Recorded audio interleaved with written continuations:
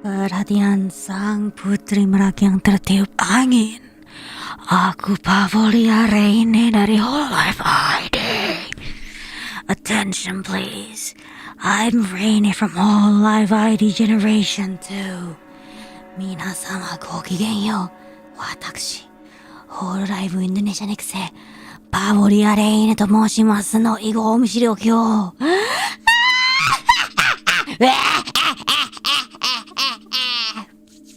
And welcome to the Big Hollow 1982, in which this is the stream where Detective Reine has been reborn, and once again we return to my roots as a murder investigator. And well, someone died in 1982. Who died? I don't know. Why did they die? I don't know. How did they die? I don't know. But we're gonna find out. How is everybody doing today? I hope everybody is doing fine. Also, if you haven't said happy birthday, today is Eofi's birthday. I think she's doing call-ins right now. My turn isn't until another hour, so when it's like 10 p.m, remind me. I gotta stand by. And then we can continue again. Actually, I might set an alarm. 2200. 2200. There we go. Yes. Beautiful. Alright. Once we finish, I'm just gonna charge my phone. And let us start a new game.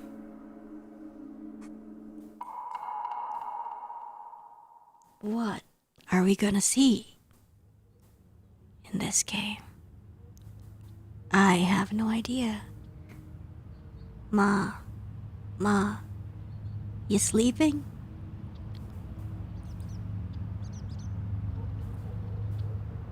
Ma is the one that's like dead? Oh, what do I do? Oh, Ma? Oh, it's like a visual novel type. Okay. Open door? Ma's room. She's been gone a long time now. She's so quiet. Dad went away or what? She's so quiet. Well, maybe because she's fucking dead. Just kidding. I don't want to open door. Well, I guess I'll have to open the door. Will we open the door gently or will we just... I'm coming in, okay? Don't be mad. I gently open the door. Oh. Okay, shoot. Now I see the issue. I'll be blocking. I'm just thinking. Just thinking right now. Where do I put myself? Shade. Okay, shoot. Sorry. I've been trying to tone down my swearing and it is not working. Hold on.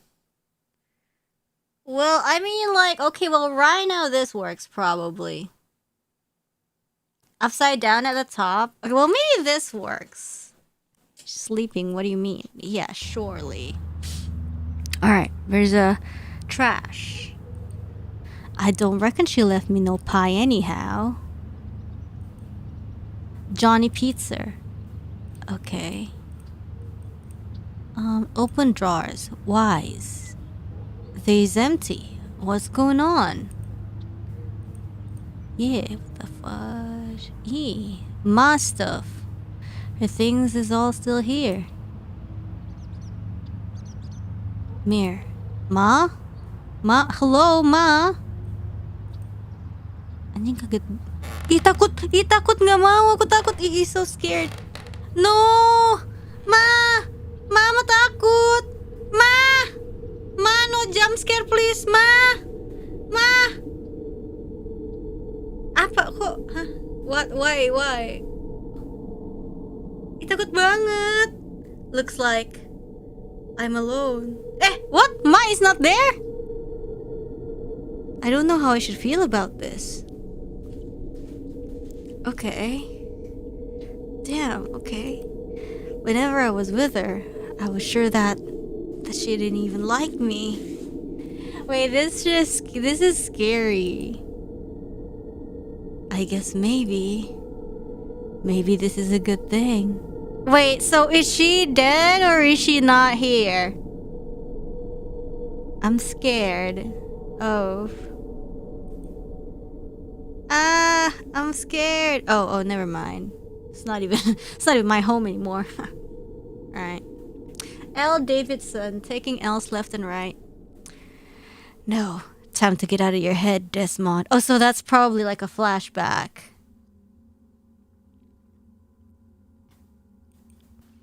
She should be here any moment now. You'll find out what this is about soon enough. Right. Files. Looks like she runs a tight ship, especially compared to the other SSAs I've reported to. Oh. Evidence. Oh, is that what I think it is? Are those crime scene photographs? Yeah. Oh, shit. Whoa. Okay. Interesting. Oh, wait. Who's acting? Aw, what? Seems like it's two different homicide victims. Something Lenore is investigating? Oh, Lenore Davidson. Hold on, with her BSU connections, could this be one of those investigations?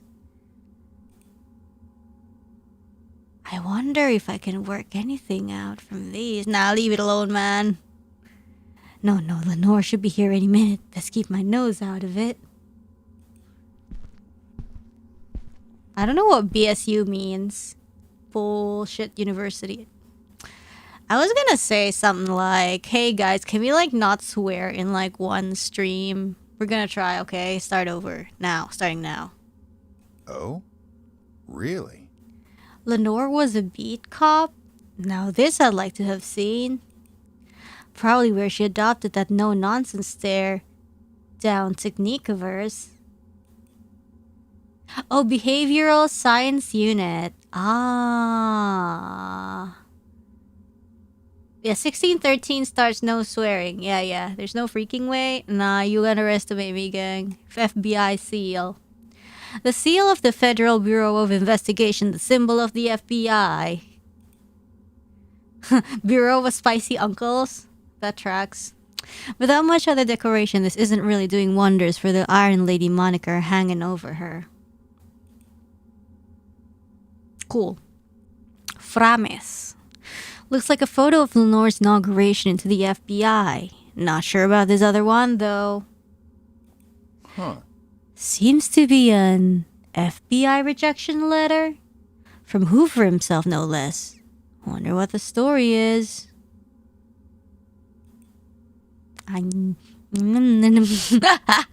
Plan. Not bad. Keeping anything alive in the bowels of Quanti Cove is no small feat. Ah. Desk. Special Agent Trainer Lenore Davidson. She ran behavioral science classes for us recruits here and there. Ah. Why, though? But why of all people has she called me here? And where is she? Oh, keep busy while you wait. Wait, shoot. What do we do? Oh, well, we were kind of like supposed to, I guess, look at the evidence then. But well, then again, it really is tempting.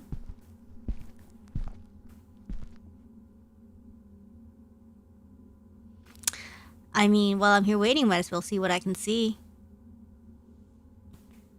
Oh, dang, this is not good. Scary things in my screen. Oh my gosh, they're barefoot. Oh, is that me? Pretty different scenes. At least at first glance. It has to be. So then, what is it that has Lenore looking over these two together? It must be Yuri! Just kidding. Oh, I get to pick. Inspect okay, left or right photo first? Nah, left photo first. What, is she being gagged with panties? What is this? Oh, she is. She was gagged and with underwear too? Perhaps her own? I sure hope so. This takes time and control. Very deliberate. Oh. It's not nice. You know, come to think of it, I do have my things with me here. I could just... Oh, like you're jotting down. Well, I've come this far. Well, might as well do it like I was trained. So then, what else can I make out of these? From these? She has cigarette butts. The way the mud builds on the side and the width too. Something big and heavy made these tracks. What? I thought those were cigarette butts. What are we? Looking at these tracks. I wasn't looking at these. A truck or trailer, perhaps? The second shoe here is clearly hers. There's cigarette butts nearby too. Was your killer bold enough to hang around and admire what he'd done?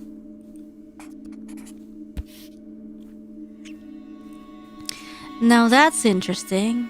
A handbag means identification, something the killer would normally like to delay. So then one has to wonder, what was the relationship between victim and killer here? Body position. Her posture here. It's awkward. I'm not sure she simply fell this way. For her legs to be open towards the road like that, seems like she's being humiliated to me. Oh. Well, that's not nice. Definitely some kind of abrasion here. I would assume some sort of restraint used. But then why remove one kind of restraint just to leave another?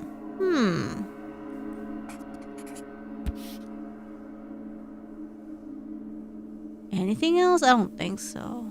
Oh, her feet, of course. I'm sorry, I thought that was like clear enough. Only one shoe on. Could it be that it fell off as she was dumped? One more. So, anything? Oh! Clear ligature mark. Strangulation is likely the cause of death. Okay, we got everything. That's that then. I think that's the main points. From this photo, at least. Okay, so we can inspect the other photo. Okay. Why is this? Maybe her booba's too big. I'm no expert, but this combination of clothes look off. Well, maybe she just has a trash fashion sense. You don't know that. That's not to mention the undone button in the middle. Something's not right with this. No, actually, you know what? If your boobas are too big, sometimes like the button like slips out. Notice how it's only this part. Don't ask me how I know. Obviously, I do know. Yeah, it's a little wardrobe malfunction. I mean, it could mean there's something else too, but like at first glance, it's also possible. The victim has trash fashion sense. What could it mean? Her face. The swelling and bruising on her face is really quite severe. Early onset too, so these occurred close to the time of her death. It's not quite easy to make out, but there's some kind of abrasions to the sides of her mouth. The way the blood pooled too makes me wonder. Was something in place there earlier? Don't know actually. What the hell? Her neck. It's a strange shape, but I'm fairly sure this mark is from a ligature. Thick, with a circular shape of some sort on the end. Sheesh. Despite the beating, I would think this was strangulation that killed her.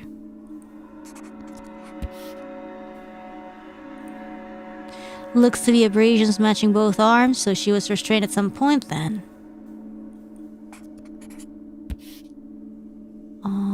Her feet. Odd thing, isn't it, to be driving without shoes? Well, I don't know. Well, maybe she's too broke to buy shoes. Why so judgmental, bro? But, this is interesting. Some kind of scratching on her soles? Well, maybe her soles were itchy.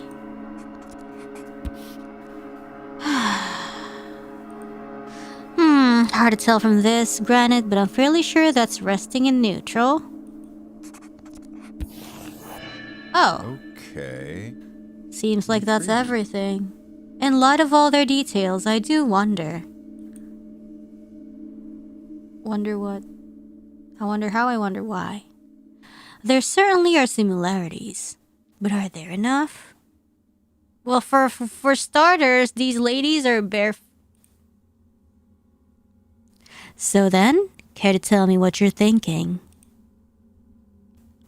Oh no. Oh, hi, lady.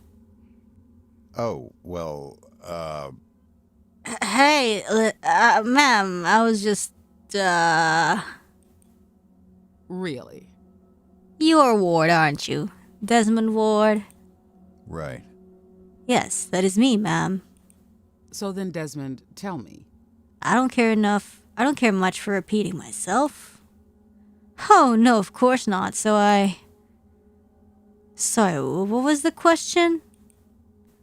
The photographs, Desmond. What do you make of them? Is she mad at me for looking at them? I can't tell. Was it the same killer? I think you'd have to suggest there's at least cause for connecting them, right? You don't sound so certain. Are you asking me or telling me? Well, the thing is, there are differences between them. It's certainly not clean cut. Could it be? The similarities are there. It's hard to say, really. Hard to say if this is a serial murderer. This is the BSU, Desmond. You can use the term. It's a safe space.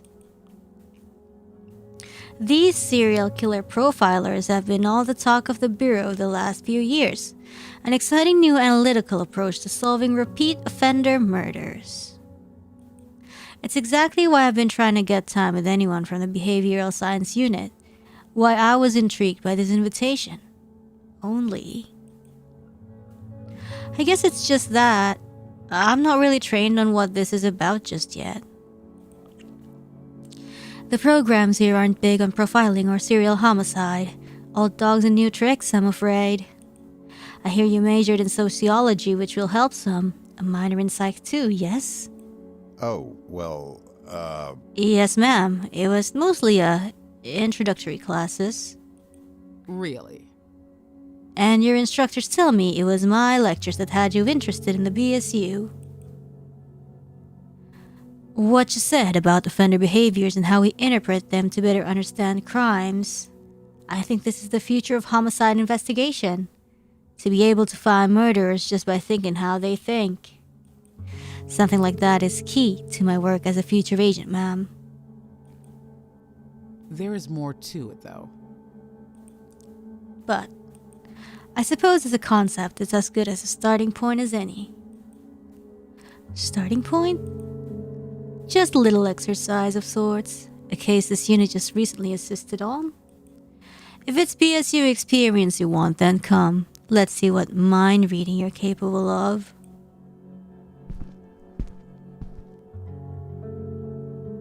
A case they're already finished with? She wanted me to find the photographs. This is some sort of, what, evaluation?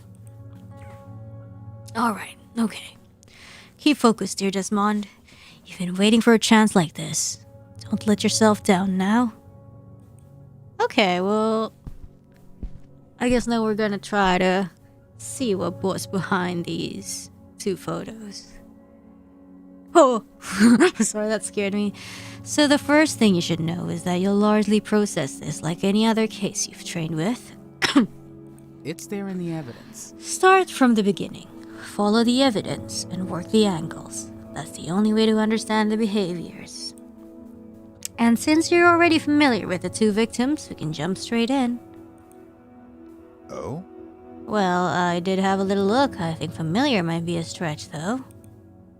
Desmond. Come now, this is all just logic. Look, I'll even start you off easy. Take the victim on the left.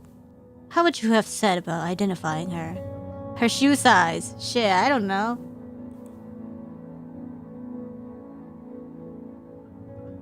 What would have most likely identified her? What? Her mouth? Could it be? Will dental records help here? I know that's been a reliable method in other cases. Not bad. Okay, you're not wrong. Considering something much simpler is available, though, it would be a waste of time and resources here. Her feet? Oh, shoot. Yeah, I forgot the handbag was there. I forgot the handbag was there. My bad, gang.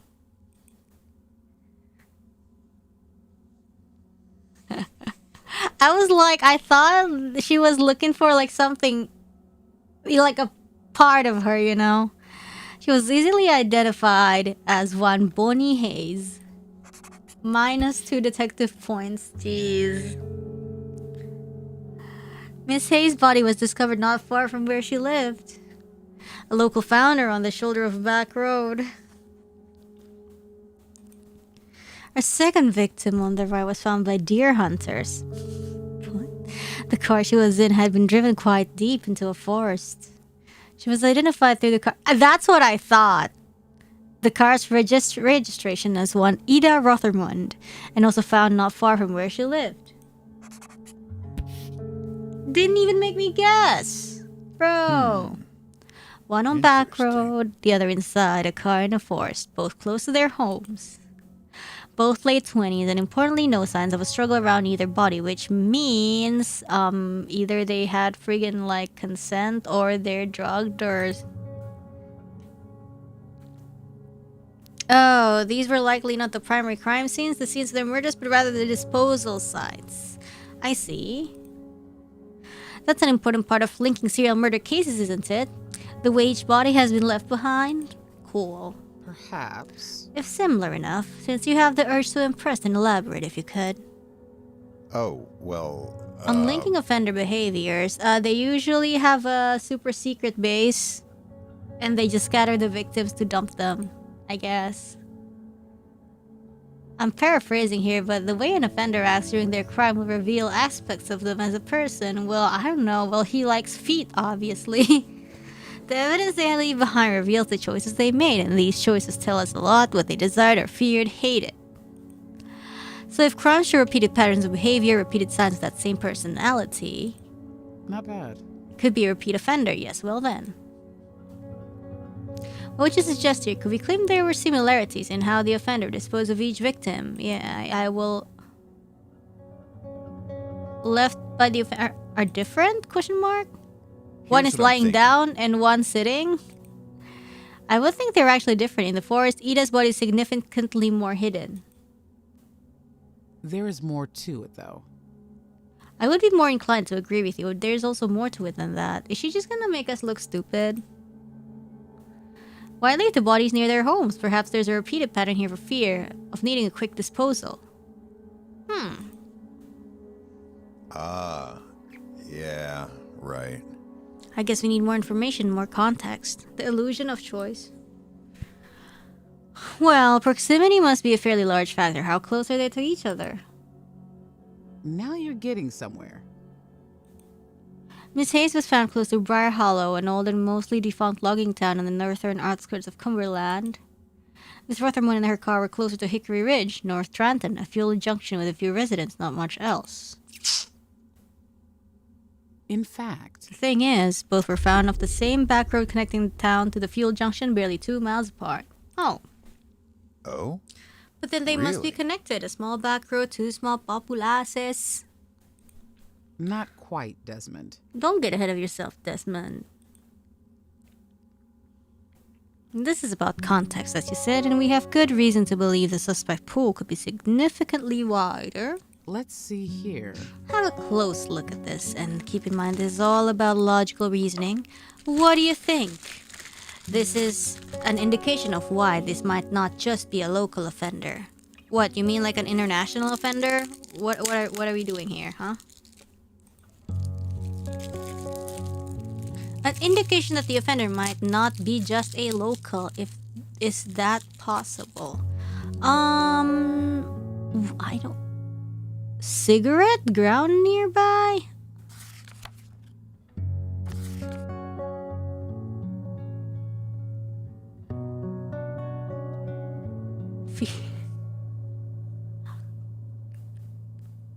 Maybe.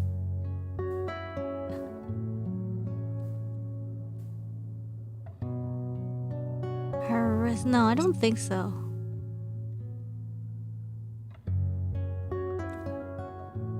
Tracks? Cause like, it's possible that he just zoomed out of there. Right. You're referring to the tire tracks, aren't ya? A deep and wide impression, that means a truck. And if we're starting to look into truck drivers, then Oh. we could be looking at anyone and everyone who took That's deliveries the through the case. area. And when you consider the main highway passing through Hickory Ridge, that's not such a small pool of suspects after all. So then, where does that leave us? We've discussed two offender behaviors: body disposal and area of offenses. But that's simply not enough. The evidence tells the story. What we need to consider are all of the evident behaviors together before we can call this a series or not. So, you'll need this notebook. Go ahead, take a look so we can get started. Yeah, we need a third one to be sure, I think. I've taken the liberty of simplifying the remaining identifiable behaviors down to these 5. Let's see what you make of this.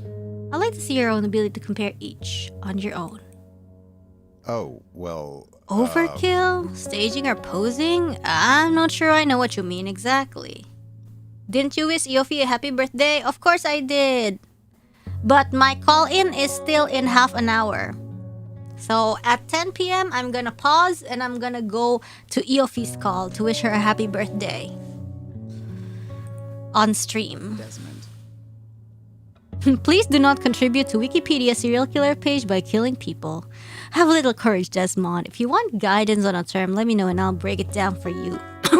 Going my way, mo toy te toy It's there in the evidence.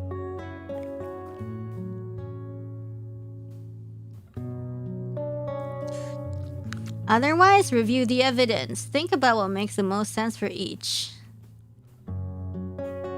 Now make your decisions. You can help by expanding this list. You only make the wiki if you get caught. Shoot. Reasonably decent, she says. How did I ever doubt myself? Lenore's a tough customer, but this is really it. A chance with the BSU. Okay, Desmond. Let's You not can rush do it, this. Desmond. Take your time. You don't want to fall at the starting line. What? Oh, okay. So, like...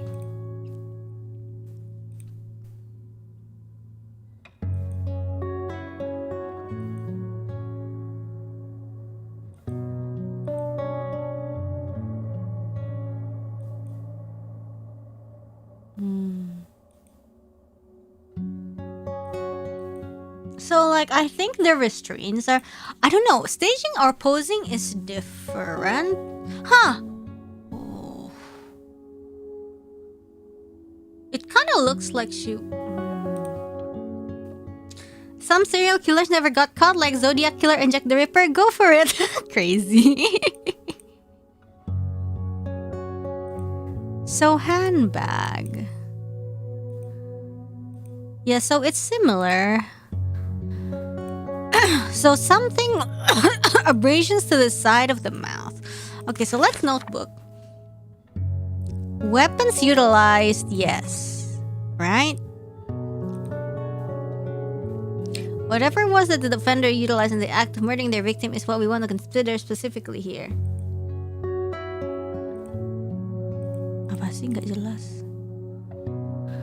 Okay, restraints utilized. Similar. Wait.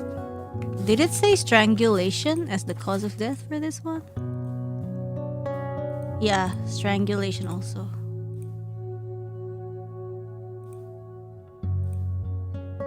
Yeah. Signs of overkill? What is signs of overkill? Force against the victim that wasn't necessary in actually causing the victim's death is known as overkill. I'm particularly interested in indications of emotion from the offender rather than a controlled attack. It's not this. Yes. I think cause she was humiliated. This one says she was humiliated. Like, why is she posed like that? She humiliated. I know this one's she also got punched and stuff. I don't know. Moving the body in some way after the murder, generally to most direct investigators, is considered staging. If it's for some other personal reason of the offenders, though, perhaps as a symbol of ritual, then it's known as posing. Oh, what?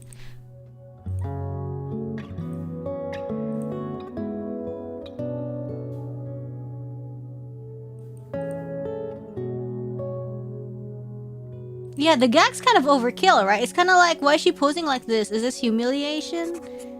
The type of humiliation is different. But yeah. Staging or posing is yes, they're both freaking dumped, bro.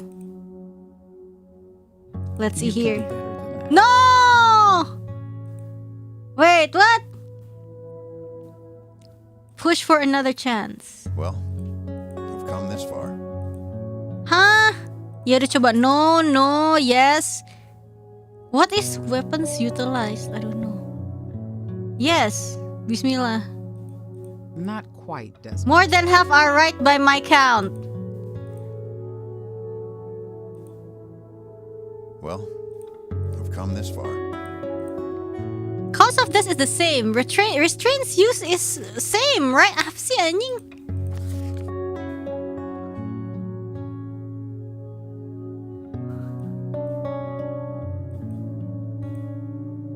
Oh well, maybe the weapon is not the same. Maybe the method is not the same, but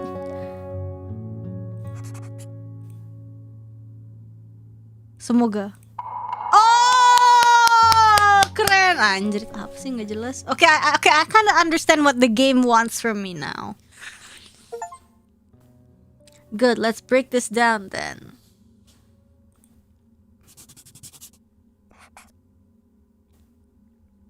Cause of death, strangulation. In fact, strangulation is the most likely cause of death for both women, which in fact turned out to be the case.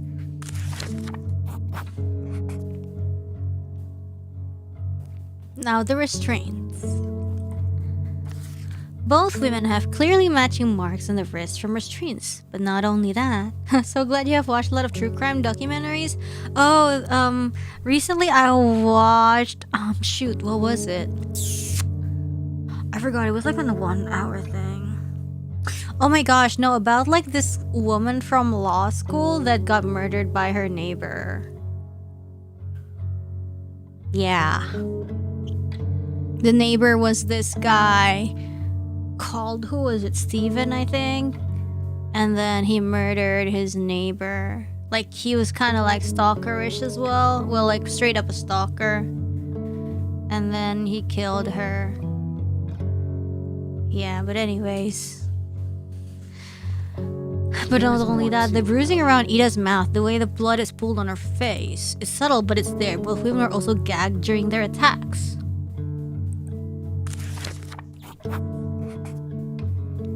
Now things get a little more interesting here. We know both were strangled. However, the impression of each victim's neck, the ligature marks differ, and in strangulations, that is the weapon we are considering. if that's the case, does this mean it was a different offender? Not necessarily, but even so, the change in the exact ligature is significant.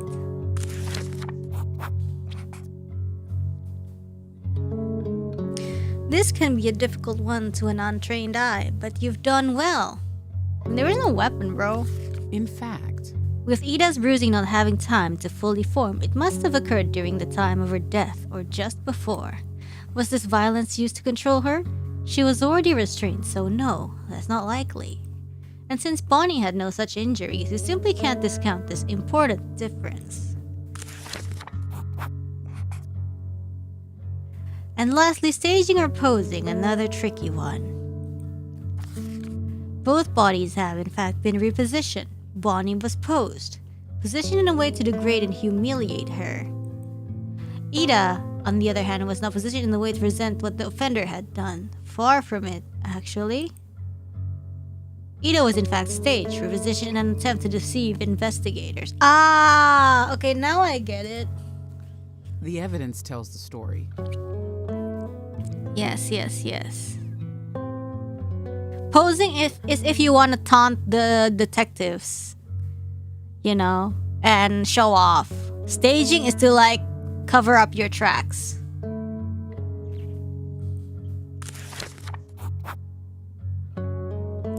So there we have it. For your first foray into linkages.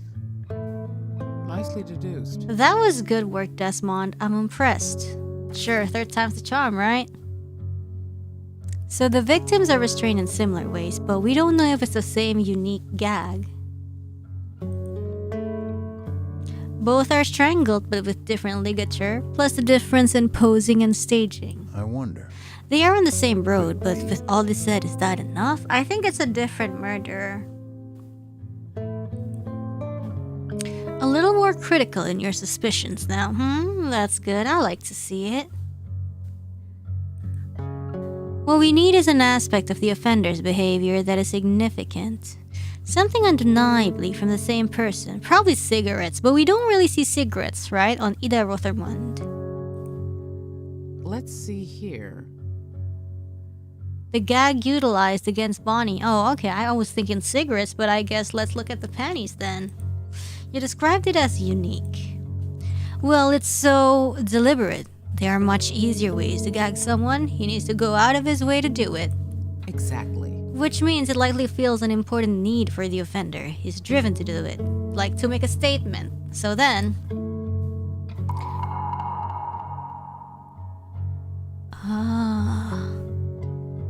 what if we can prove that this unique behavior, the same type of gag, was utilized during Ida's homicide? Her underwear? What? Oh? Really? But did I miss something? I didn't think I saw anything related to a gag. I think her mouth was like covered with something. It's not always about what is seen, Desmond, but also what can be deduced. So then, Desmond, tell me. What would we need to examine here in order to know if Ida had the same gag as Bonnie? We need to examine under her skirt? Is that what you want me to say? No, I don't think so. Her clothes?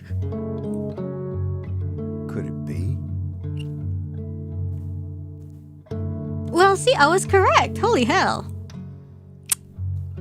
The underwear would be missing, assuming the offender kept or disposed of them. Dang, dude, I'm kind of smart. Okay. Not bad. Either that or they'd be back on her, which, as it turns out, was the case. Well, maybe we can test the underwear for Ida's saliva. I don't know. Yo, let's go. The presence of blood and saliva on the underwear gave it away. Yo, it matched perfectly to the positioning as a guy. Yo. Ah, okay. I see. So he redressed her. I did think something was odd about her clothing. Oh, so that was what you were talking about when you said odd. Presumably part of his staging process. Yeah, but why bother doing it differently? What happened in Ida's murder that he chose to stage rather than pose?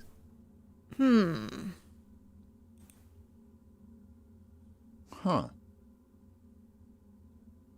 Redressed her for the staging. The same backroad, restrained, strangled, same unique gag, but why did the guy post this one and stage this one? If that's the case. At this point, it's quite compelling. The behavioral links are difficult to deny. This is likely a repeat offender, and these two cases should be investigated with that close in mind. But then, despite the similarities, the victims are still so different. I mean, like, yeah, I mean, I don't know, an attempt to seem unconnected, like, why would you do that? You don't like it, right? When you do something and then, like, other people take credit for it? Don't you want to be like, I did this too, yay! You know, all this time, it seemed like it was the differences that made this harder to investigate, but now I think it's exactly those differences that will help find the man who did it. Oh, how is that then? It has to be. It's like you say, if you follow the logic on why he did what he did, it can only mean one thing. It can only mean that he was known to one victim much more than the other. Perhaps. Interesting. You have my undivided attention, Desmond. Well, You're in it come now. this far. I hope I'm right about this. What? The differences in a crime scene suggest the killer was known to Bonnie, I would say. Here's what I'm thinking. The difference is the intentionality behind Bonnie's positioning to be humiliated like that. Maybe if he knew Bonnie, this was revenge of some sort? Are you sure about that? I don't understand what the game wants me to say. Did you forget the fact that there was no effort made to hide the identity of Bonnie? Oh, so it's like the other way around. Yeah. She's asking the other right. way around.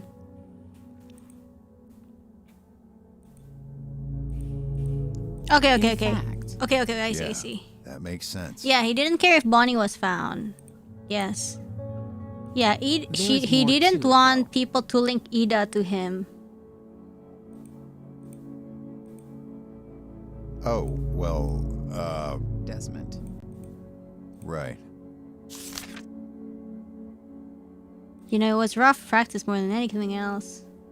Yeah, sorry, I misunderstood the question. I thought like, oh, he's known for Bonnie more or something.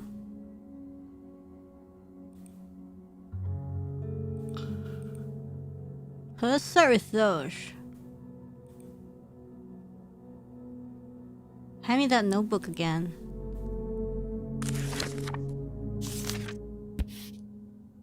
Question and link. Ida wasn't driving the car? Yeah, because she's friggin' dead, bro.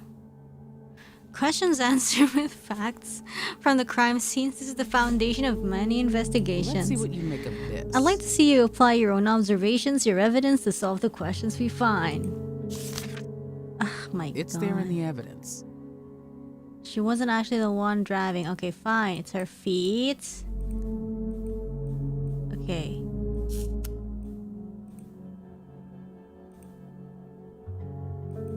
Huh? Okay, her feet and also her wrists.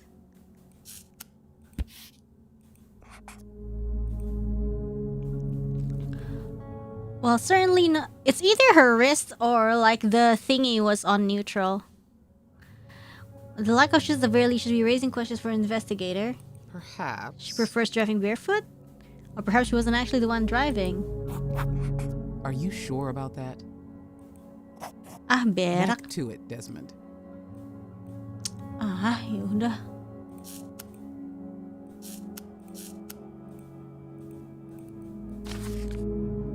Apa sih?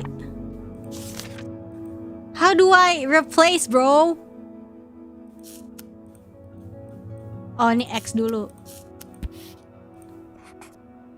Well spotted. To stage Ida in the driver's seat, we're clearly being led to believe she somehow drove herself here. If this were some sort of self-induced accident, though, then how did the shift come to be in neutral? Okay. If that's the case, So despite the fact that both of these aspects could potentially be explained, together they form one key suspicion. Did Ida really drive this car into the woods barefoot and have the capacity to put the car back to neutral afterwards? Right, but you seem to suggest there was something that I missed in my notes too. Yes, take a look at how Ida is positioned here physically. Hold on. I'm like watching. Okay, never mind. What do you think? Doesn't something about it seem off to you? Make it highly unlikely that she was driving? An aspect of Ida's position that suggests he wasn't driving. Huh? How limbs rested, position of seat. I mean, I think the position of seat is like a little bit like on the way back. I don't think people drive like that. I see. It's where her seat is. It's so far back. Not bad. Better late than never. Once you notice how far back the seat is set, it's clear that Ida could not have comfortably driven this car. Yeah. That makes sense. Whoever was driving was tall then. Taller than Ida, at least.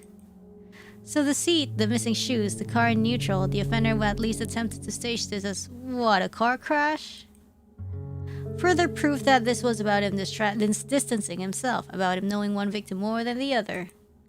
That makes two established ideas. We have a repeat offender and one that was known to Ida. So then, Desmond, tell me. Where are you going to start this investigation? I think Bonnie Hayes first, maybe? Me? Well... Desmond. We spoke about this. What? Right. Dude, I want to do Bonnie Hayes. Stop forcing me to do Ida. Stop. I'm not interested yet. Whatever. Why is that? Why do you think it is that you do that? Well, it was nearby. Could be something happened there, or it's at least a starting point to learning about Ida. I'm not talking about the case, Desmond. I'm talking about you. This defensiveness. Is it a killer? I'm sorry? I'm not sure I follow, ma'am. You're shying away from taking the initiative, but not always. Why do you think that is? Does something in particular intimidate you, Mr. Ward? I think she intimidates us. Why is she... Am I intimidated? Is this part of her test? Yes, by the situation. If I'm honest, ma'am, I'm probably intimidated. At least a little. I've just been waiting for this chance for some time now, actually. I think it wasn't my place to assert ideas in an idea. I'm still learning. But believe me, I appreciate the opportunity and the challenge. I'm ready to step up to it, ma'am. Right, I see. Interesting. Step up, you say. Back to it, Desmond. Only now, let's try with a little more independency. I said you wanted to visit her home, so let's start with that. Oh! Oh! Oh my gosh! Is Ida?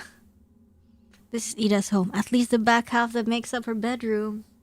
Let's see what you make of this. This is your scene now. From the beginning.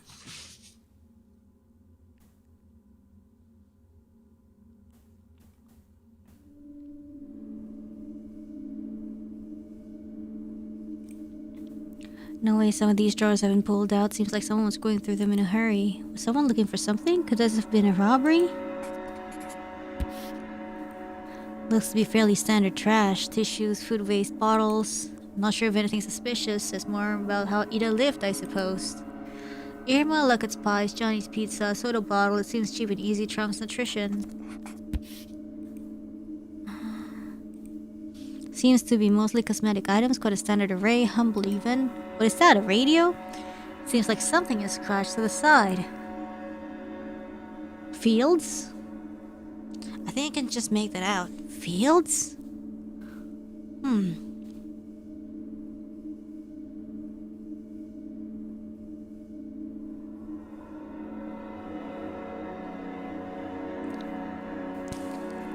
I'm just trying to read it as numbers, but F isn't anything. I think I can just make out fields. What does that mean? I'm quite sure it's a handheld citizen band transceiver, that much I can tell. So what would Ida need a CD radio for? That's usually something more for truckers, huh?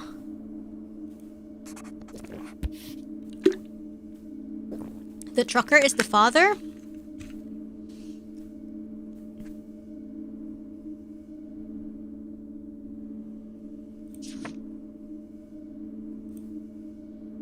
Looks like someone took out the picture inside. The frame's been dumped unceremoniously.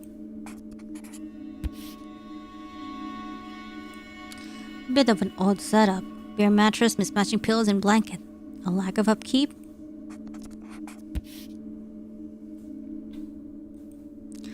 A blank notepad, an empty jar, and an ashtray. I'm pretty sure that logo on the lighter is a car rental brand actually.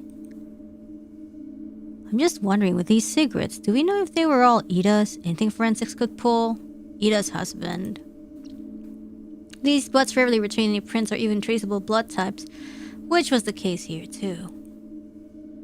What can I tell you, for what it's worth, is that they were all Red Valley cigarettes. Huh. Good to know. Only the Good one to brand.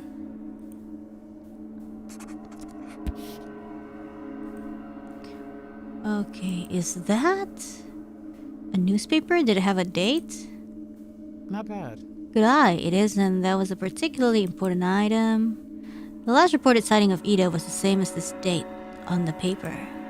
It was in the early hours of the very next morning that her body was then found in her car. Okay. So not a Good to big know. window of time there. Ida was at home then, at least at some point during the day she was murdered. Exactly. It would seem so, particularly when you take into account what else was left behind. On top of the paper were 2 used condoms and a few tissues to go with them. Oh? That could even be Really? the offender's blood type on record. More if you're to count the other condoms of a different blood type underneath the... What? Whatever, bro. 2 people? Okay. At least one had to have been there on the day she went missing, though. But who? Huh? Okay. Sink? There's like 3 toothbrushes. So she had multiple partners? At first I wondered if there might be evidence of blood or cleaning up here, but no. Or do they only have one bathroom and this is the kids? Just a few toothbrushes and everything.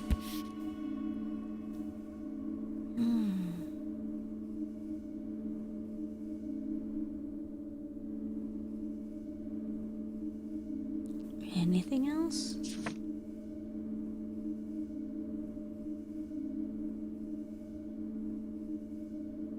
One more. Desmond. We'll focus on the photos for now. We're missing one evidence. I wonder what we're missing.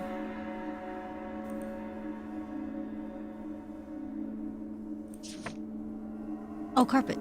These scratches in the carpet, those are real deep. They seem to radiate from the same spot too. Oh, this? I thought that was just lighting. From exactly the same point where the stain is actually. What is that? Bleach? Lenore wants to see initiative, huh? I suppose if nothing else, this does leave me wondering.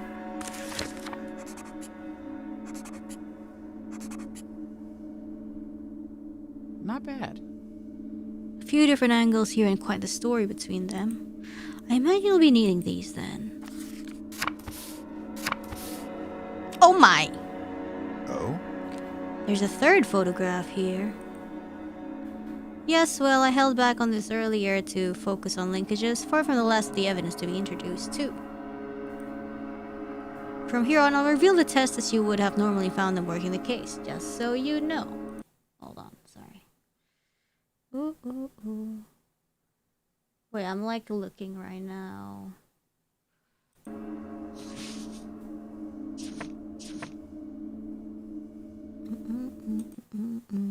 Okay. What you see here is the back seat of Ida's car, just as it was found along with her body. Wait, I'm gonna actually... Okay, I was gonna say I'm gonna turn off the alarm. I'm on standby. What you see here is the back seat of Ida's car, just as it was found along with her body.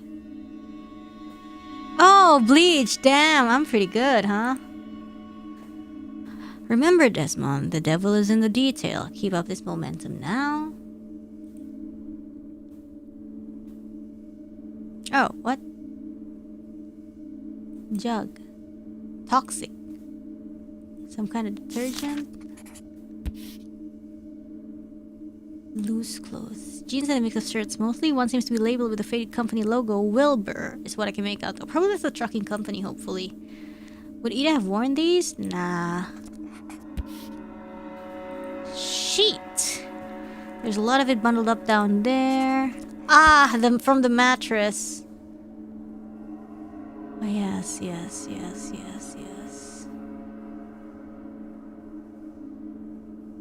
Anything?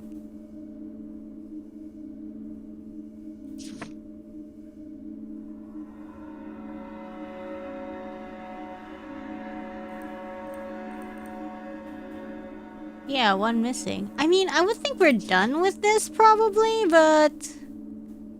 I would think we're done with this, but like, what's on the last image?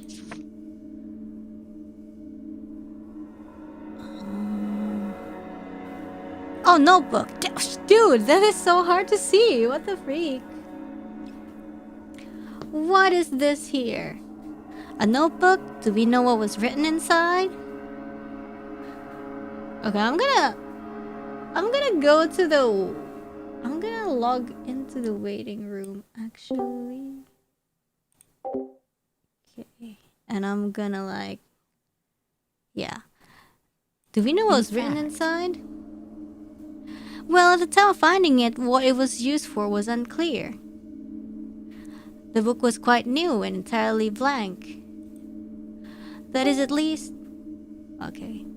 For the pages that weren't torn out, there was one missing. Oh. Oh, I see. Was it recovered then, the missing page? Not exactly. No. Not exactly? What does that mean? Okay, we got everything. So, let's check the notebook. Is the stain related to the Ida's murder? Jug. Nicely done. Desmond, the presence of the stain at the home and the bottle here should certainly be raising flags. The stain was indeed caused by bleach, which was exactly what this bottle contained.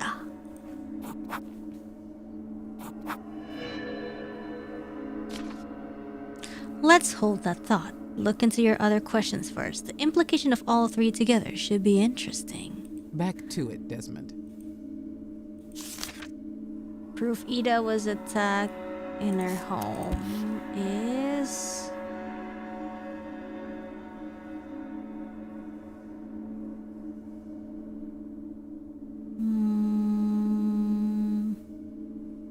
I would say this. I do believe I see where you're going with this, but you are getting ahead of yourself. Or her feet, maybe? It would be better to establish evidence that the attack itself, the murder, apa? Anjing salah lagi goblok. Oh, ahead of the curse, show forward. Ahead of the curve, show forward thinking. Not the best evidence we have on hand, but we got an achievement. Okay, whatever. Her feet, whatever.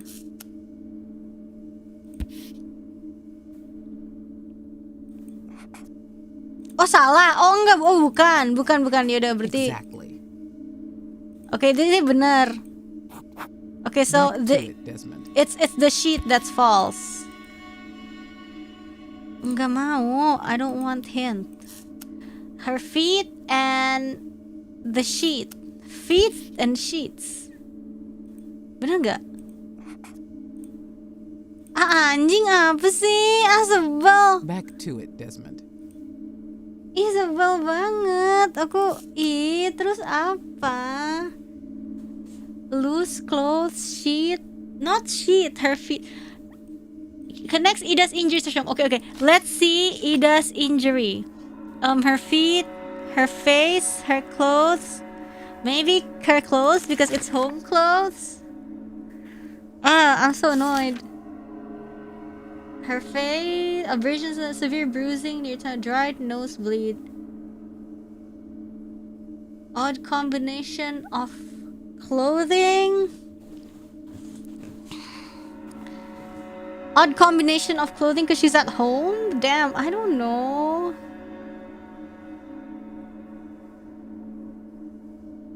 Nggak jelas, udah ah, her clothes aja.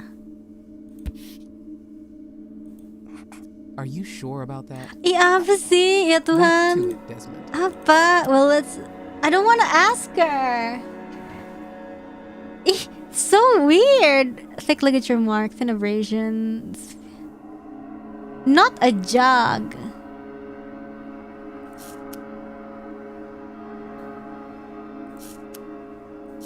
Maybe loose clothes? Are you sure Ah, about berak. that? Apa sih? Nggak Back tahu. to it, Desmond. I'm lost, sumpah. Are you sure about that? Back to it, Desmond. What is the evidence that Ida... Okay, whatever. Was Ida robbed? What was taken from Ida's home? The notebook. And the... loose clothes. Seeing as this notebook has been tampered with, it suggests there was something inside it that someone didn't want seen. Not bad. That's good logic. It very well might have been, and we'll get to that. From now, though, something else warrants discussion. Something that makes more sense. Bro, what the fudge? On their own in the car, they just give Ida the appearance of being untidy or messy. But paired with details of Ida's home, perhaps there's a more likely reason for her presence. Back to it, Desmond. Holy freak.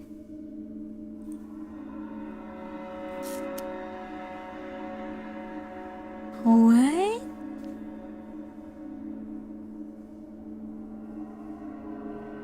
What was taken from Ida's home? The sheet?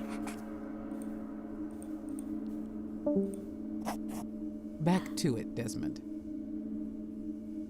Oh my god. Dude, what? I don't understand the games. Wait, maybe the jug? Are you sure about Oh that? my lord! I Back to really it, don't get it. Sorry, the Discord was like Anya leaving to Yofi's call. And I'm next. This is so freaking confusing. Like, I need to understand how the game thinks. What was taken from Ida's home?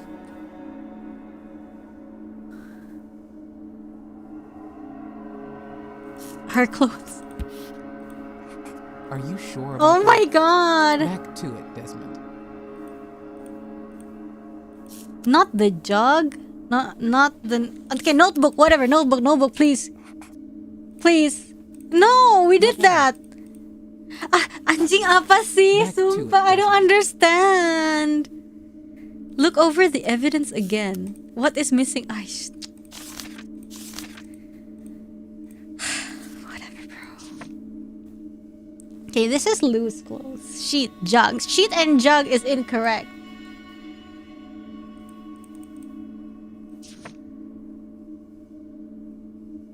What was the... Hah? Nggak jelas, anjir. Takut banget. Tunggu, nih aku undefen dulu dah. Mana ya? Anjing.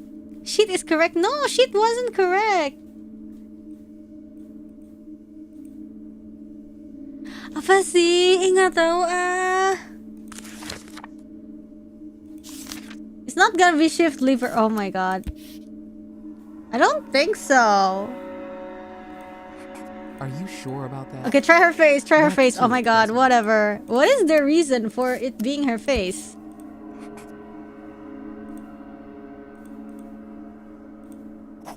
There's a Back to far it, less pre-surgery injury we can link to. So I think it's her wrists. Her neck maybe. Anjir, nggak tahu ah, sumpah ih. Back to it, Desmond. Ih, nggak jelas, takut. Apa sih? Her wrists. Ih, nggak jelas, sumpah.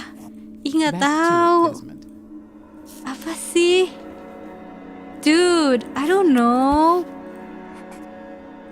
Ih, apa sih? Back to it, Desmond. It's already her neck. Enggak. No, the jug is Back wrong, to it, right? Desmond. Or maybe Jug? Masa Jug? That's Are you sure injuries. about that? It's her Back to it, injuries. Desmond. It's not notebook. Jug, shift. Okay, is it feet? Is it wrist? No. Neck? No. Face? No. No, right? We already checked face. There's a far less presumptuous injury we can link to. Back to it, Desmond. Can you select foot again? No. Not wrist, not... Ih, sumpah. Ih, nggak tahu. Back to it, Desmond. Her clothes? They said injury! Are you sure about that? Back to it, Desmond. They said injury! Not her face, not her neck. Okay, so not her face, Back yeah? to it, Desmond. Not her face, not her neck. Back to it, Desmond. Not her wrists. Those are the only injuries! There's a far less presumptuous injury we can link to. Back to it, Desmond.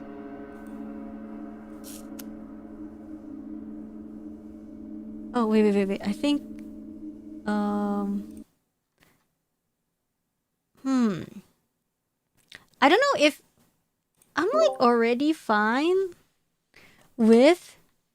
I'm already fine with coming in Eofi's call, but I'm not sure if she's already accepting. Is it call time? Is she gonna pull me?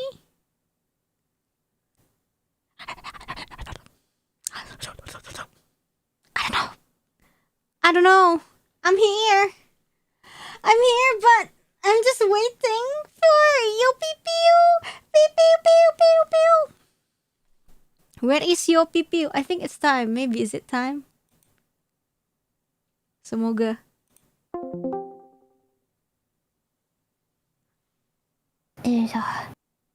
Halo? Punten.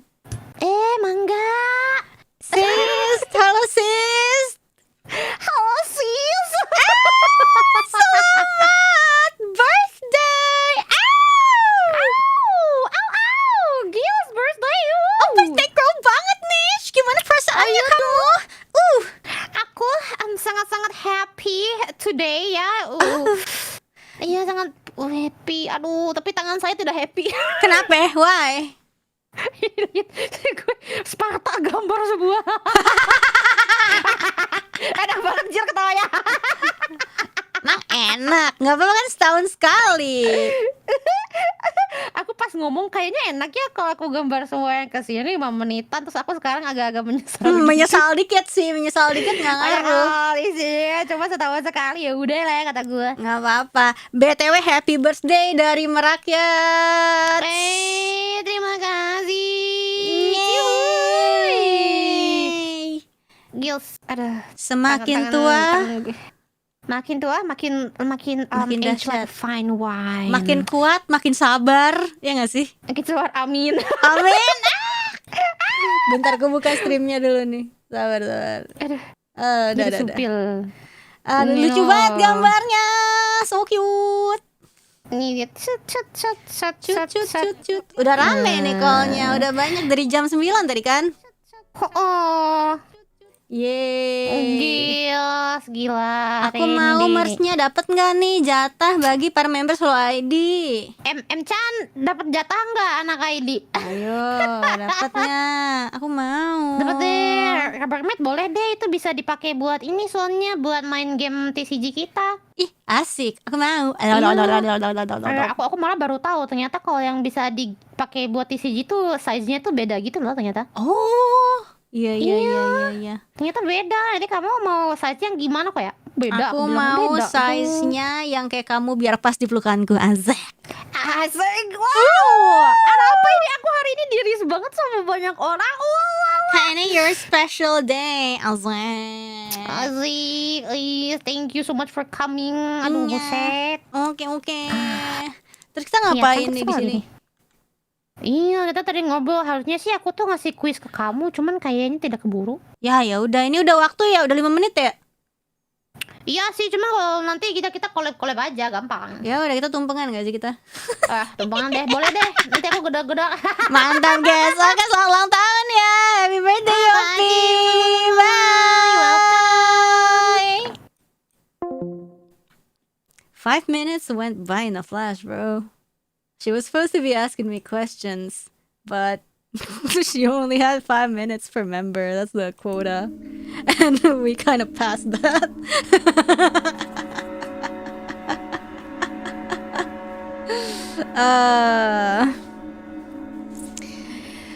Okay then, bro. Okay, evidence that connects Ida's injuries to her home. Okay, can we ask for a hint? Because what does she think of the different injuries Ida sustained, on the possible ways they were caused, and which one can already be answered to? Only one of them makes sense, but you match to a particular piece of evidence in her home.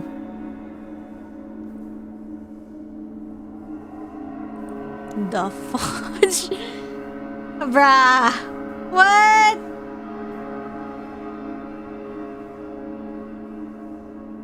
If it's the shift, it's not the shift lever, right? Are you sure about that? No. Okay, we're Back just. to it, Desmond. It's not the jug. It's not the loose clothes. You know what? I don't give a damn. Are you sure about that? Back to it, Desmond. Kayak lagi meet and greet tuh, enggak?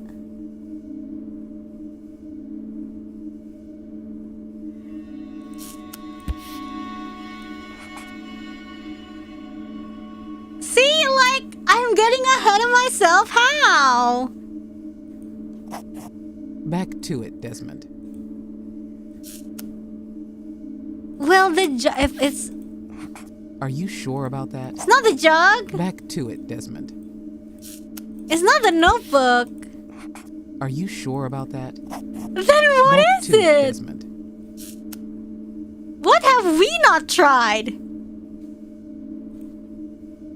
What have we not tried? You know what?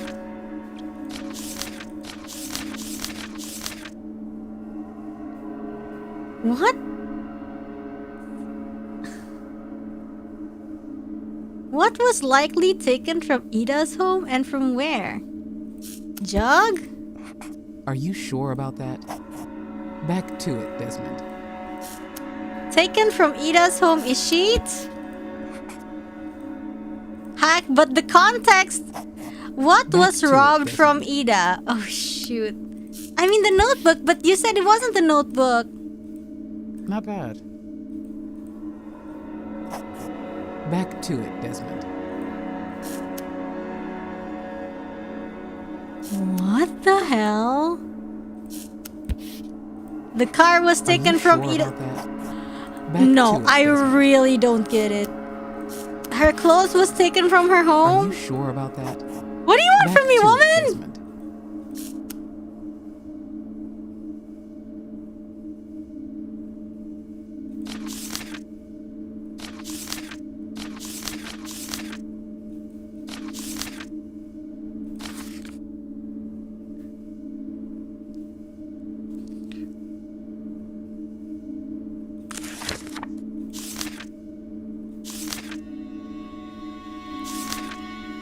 Was Ida robbed? No. Are you sure about that? Back to it, Desmond.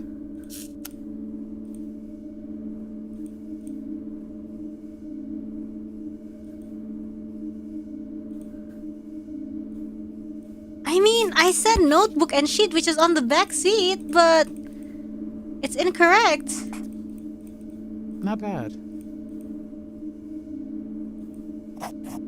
Back to it, Desmond.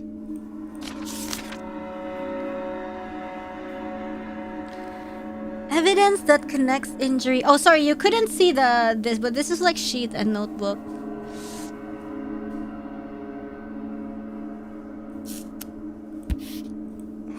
Are you sure about that?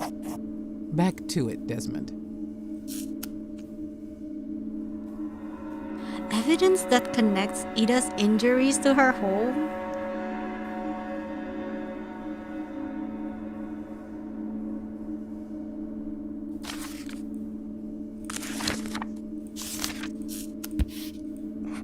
Are you sure about that? Dude, Back to it, Desmond. the game can't be bugged, right? Are we missing one episode? No, it says 10 out of 10.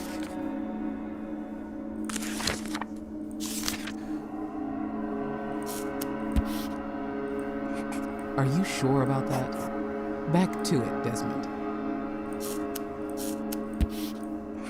Are you sure about that? Back to it, What Desmond. the hell? Are you sure about that? Back to it, Desmond.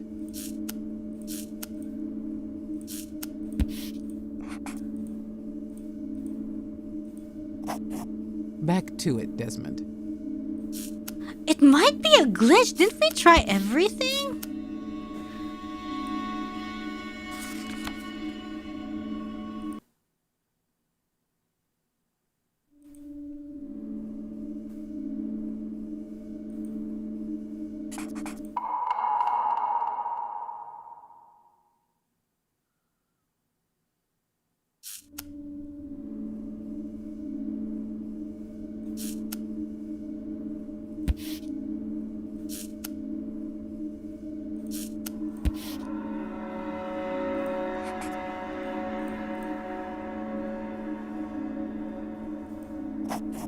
Back to it, Desmond.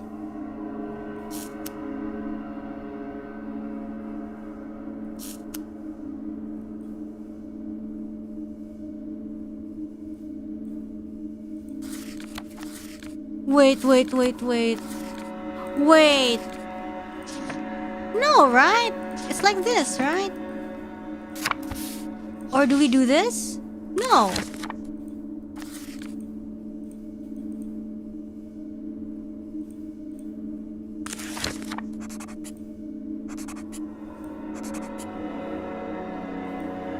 Not bad.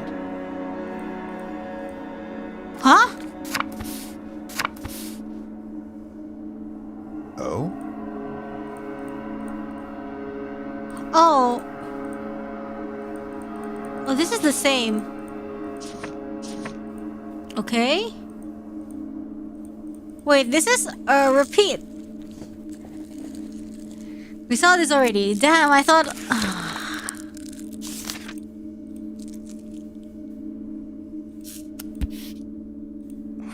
Are you sure about that? Wait. Back to it, Wait. Let me actually look at it if it's like a bug or not.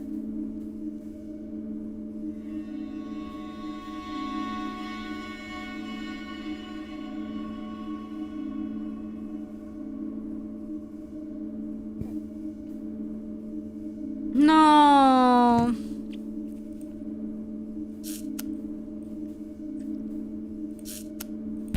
I think we tried everything. Are you sure about that? No, I can't search for to a it, guide. I Desmond. just type the question and usually Exactly. her struggle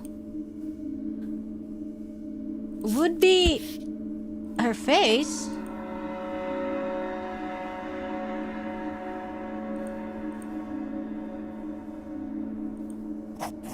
Back to it, Desmond. Yeah, she's like, there's another injury we can link to. So it's not her face.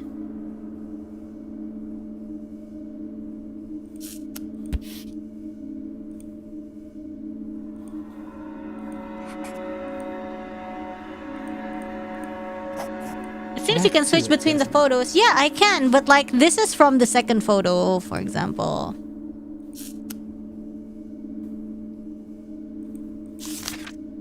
Oh my fucking god. I'm gonna kill myself. Killing myself, actually. What the fuck?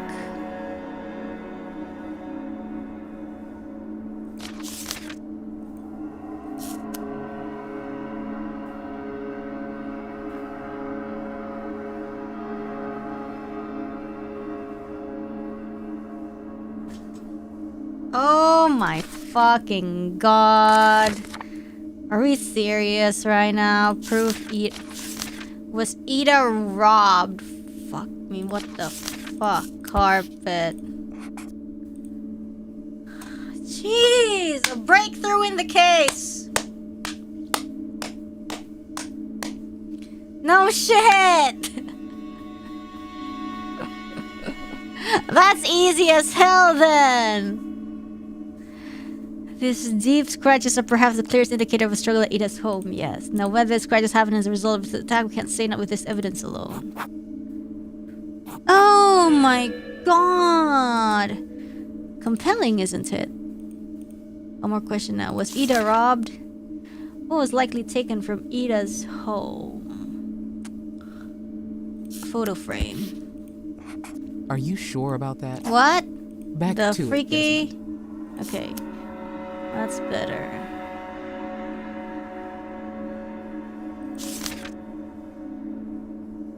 Harap. Are you sure about that? Okay, Bonnie has nothing to do with this, right? What is this, bro?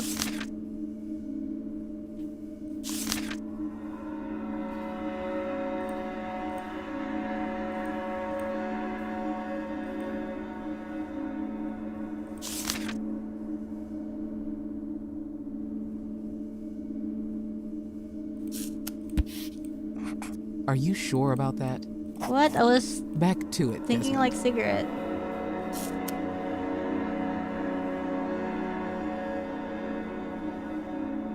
Welcome to the royalty.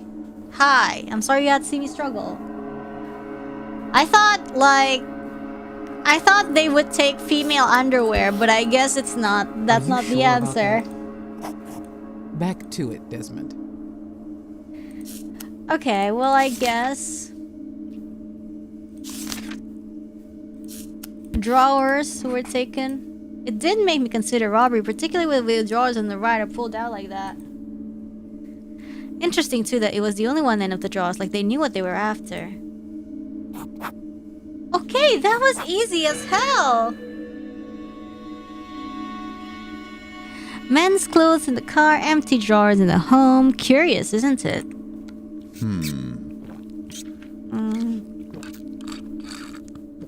Of all the things to take, though, let me put it this way: how does it fit with what we already know, particularly when you consider this?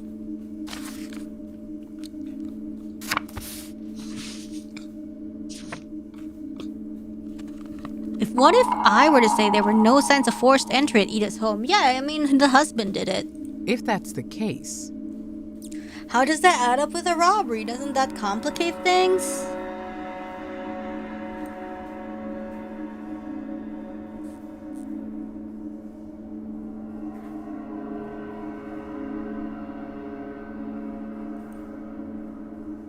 Oh, but if that's the case... I suppose that does change things, doesn't it? Desmond. The offender was likely known to Ida. As we've deduced, he would have just been invited in by her. Sticking of your convictions is one thing, but make sure you keep in mind what you've already confirmed. Dude, okay, like, I kind of don't know, like, I say something when I mean something else, and the character says it differently, and then she, like, gets mad at me. I'm like, frick, bro. This is like me playing Gnosia for the first time. With that said, why would this robbery have even happened? I would suppose they just didn't want them found, at least not in Ida's home. Could it be? This is the murderer continuing to hide his connection to her, isn't it? These clothes belong to him. Perhaps Ida was at least close enough to someone that had space for their own clothes. Right, exactly, only something isn't adding up here. If you wanted to hide these from being seen, this doesn't really make sense. Why though? leave the clothes in the car to be found with the body and help point investigators right to him? There is more to it, though. That would bring us back to the deer hunters who found the car. You see, it was the sound of a car being driven to the woods that drew their attention in the first place. Hold on, if they were that quick to the car, they just didn't find Ida. They interrupted her murderer. Ah, so like, they didn't mean... He didn't mean... You know, she wasn't meant to be found here. Precisely, the car was stuck in an underbrush only a dozen feet or so from a drop into a river below. Of course. Ida and Drower see the ship's liver in neutral. Who went to run the car into the river along with the evidence inside? Perhaps.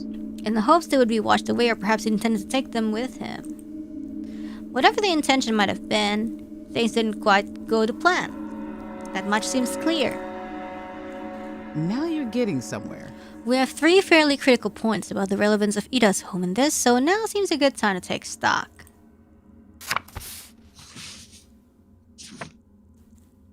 torn carpet, torn feet, a bleach stain by the tears, and the bleach in her car with her body, along with clothes stolen from her home. If that's the case, what exactly happened here? Care to explain what the narrative is?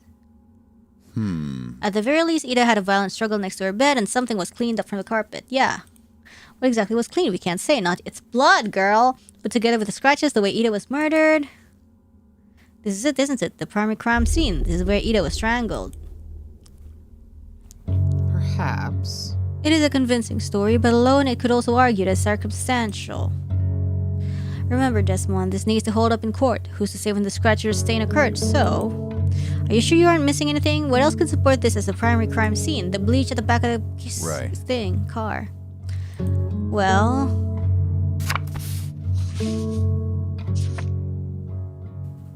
we know the offender drove Ida's car. Since she's already dead, we wouldn't risk driving too far. Sure enough, the car is found close to her home. The bleach, the stolen clothes, and attempt to drive it all into the river. You can do better than that. Sure, all valid points, but still circumstantial. The stolen clothes, the carpet, all of it can be debated. It lacks something definitive. What about what's right in front of you? Proof from the victim herself. You were close to noticing already. Very close. What, the notebook? In fact, you took notes on the very detail I have in mind when you observed Ida. So I think carefully. Underwear? What are we talking about? Like, why are you... Like, you know, she's like, don't be coy. Well, she's the one speaking in riddles. I hate this. What observations did you make? Which detail could help deduce that she was previously at her home? Huh? What the fuck?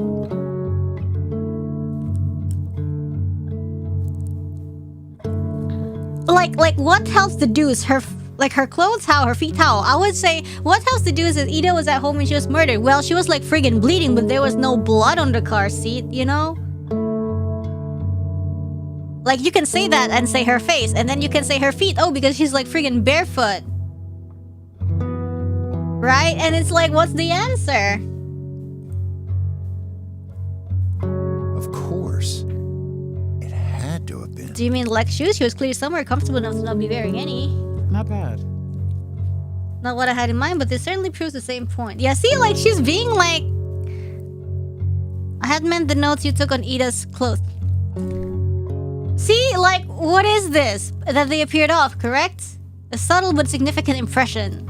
Like, games, I don't know, this lady's like, oh, that's wrong, while she's like being super vague. In fact, her own mother stated that these were clothes for church that she'd gifted her, and Ida swore she'd never wear them. Oh, well, I mean, obviously I didn't know that.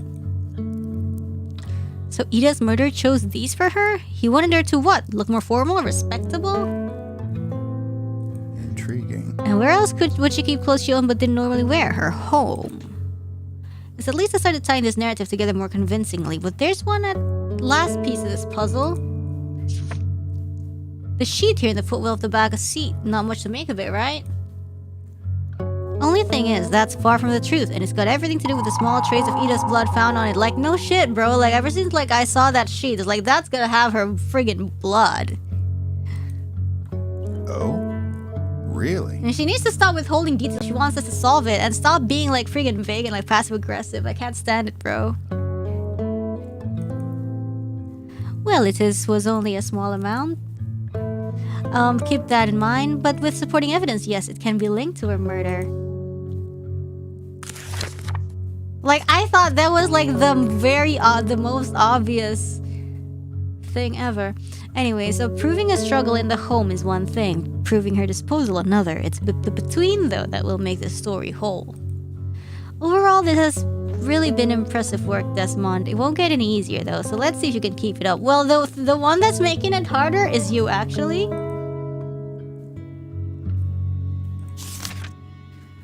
Oh my freaking god. What evidence can be tied to the sheet in Ida's car with the bare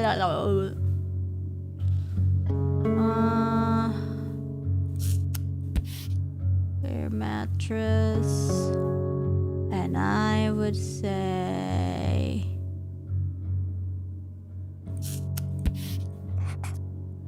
The missing sheet seemed rather incalculable, actually. But if this came from Ida's bed... Some digging revealed the pillowcases on Ida's bed were sold exclusively as a combined set with a specific sheet. For the blanket fibers on the sheet forensically sealed it, there's no doubt that this did in fact come from Ida's bed. This is jumping ahead. See, this is jumping ahead slightly. Like, holy hell, bro. Back to it, Desmond. Ugh, so sick of this, bro.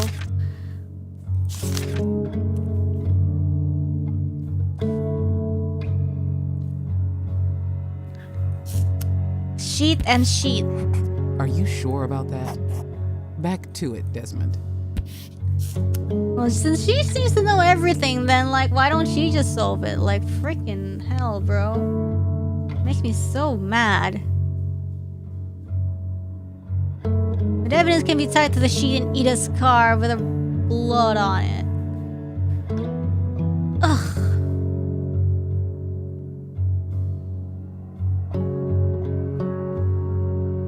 Are you the murderer?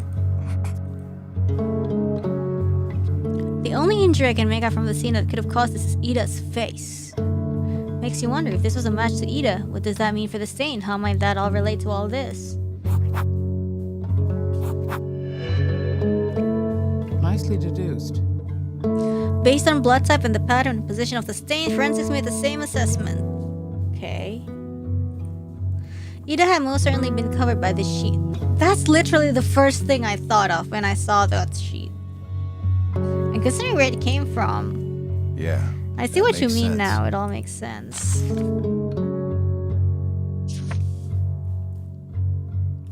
The bleeding on the sheet means Ida sustained those injuries near the time it was wrapped around her before the blood dried. Since we know these injuries also happened at the time of strangulation with the bruises still forming, it all comes together. This was about moving Ida's body from her home to a car. Yes. And the primary crime scene, the scene of Ida's murder, has to have been the bedroom. There's no doubting it now. Yeah, exactly. Damn. I was to say, I'm making calls on where to go with this. I think the focus seems relatively simple. Simple, you say? Yeah, and you're making it complicated as It hell. has to be.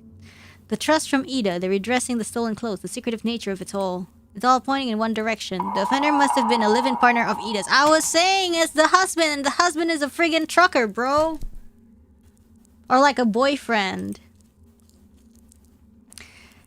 It is a compelling angle. A romantic partner is by far the most likely to commit a murder with a personal angle such as this. Are you sure about that? Dude, like the way she's been so fudging, like passive-aggressive about it.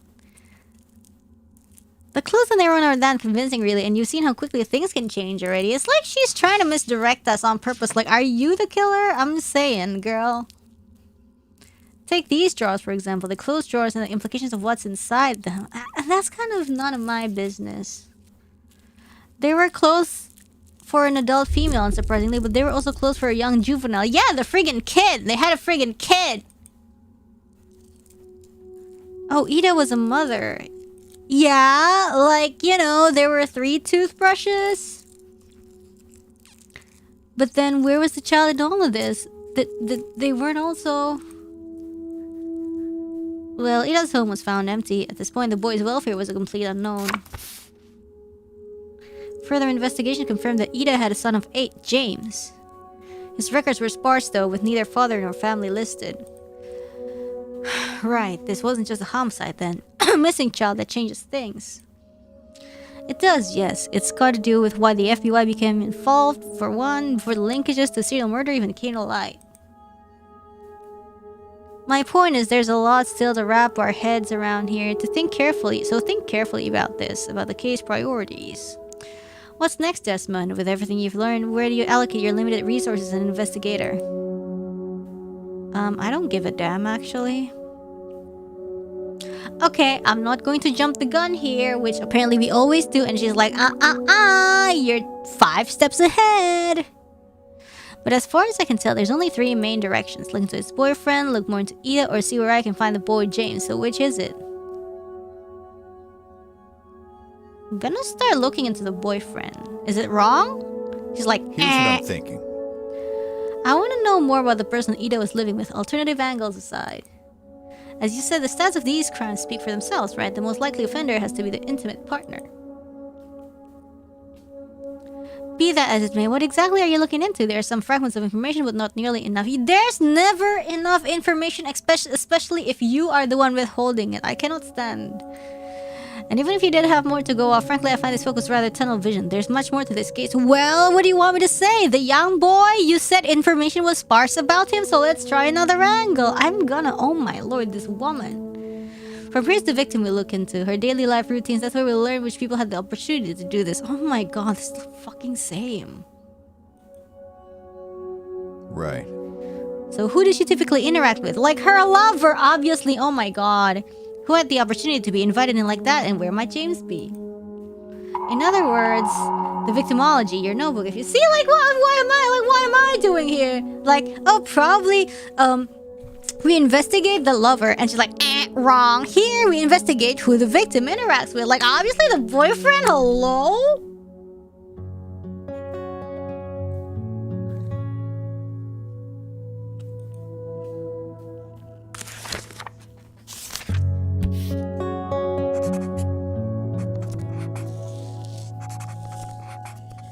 Okay, whatever. So the information you'll be able to find.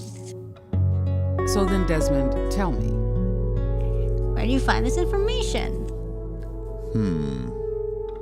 I don't think she's very likable.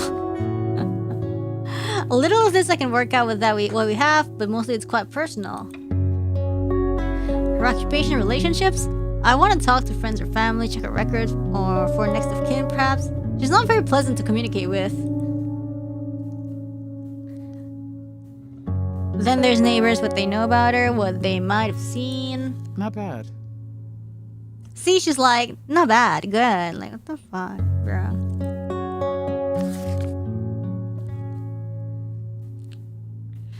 Here we have the statements from the investigation. We'll focus for now on 2 key interviews taken in the initial canvassing. The next of kin was Lillian Rothermund. Why he kinda ugly like that? Ida's mother, living in a small town just a few miles out. Oh, I thought... Oh. As it turned out, she was the only family Ida was in contact with. It seemed our victim was rather insular, actually. The second was indeed a neighbor. You might recall Ida lives by Field Junction, so it was just the one. A Dale Fields. Oh, Dale Field is... remember? We have the radio? Retired mid-60s, lived in a trailer barely 100 feet from Ida's. Some of this is reading between the lines. Some, like you said, is from older evidence. I'm sure you can work it out. Yeah, well, it'll put some trust into us then. Stop, like, patronizing me, bro. Jeez, okay. Okay, I don't want to hear statements. I'm gonna go idle meeting, and then I'm gonna hear statements after. Oh my gosh. We'll get to use that evidence in 5 screens. Sounds great. Okay, I'll be right back.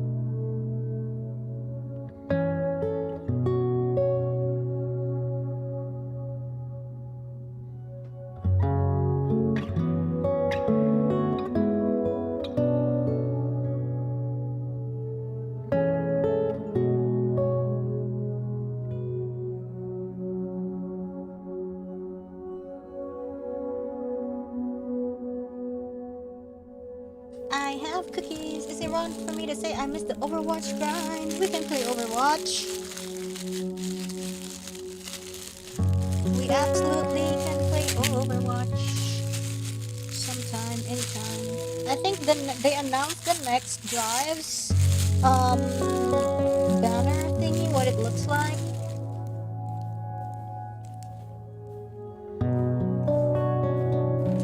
What snack you got?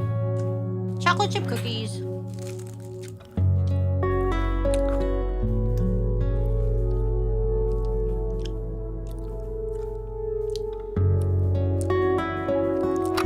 Okay, let's hear statements. Last saw Ida. She'd come round that morning, so I'd mind the boy. We ain't seen one another in a while, but we're making amends, or trying to. I'd asked her if it's for her blasphemous work.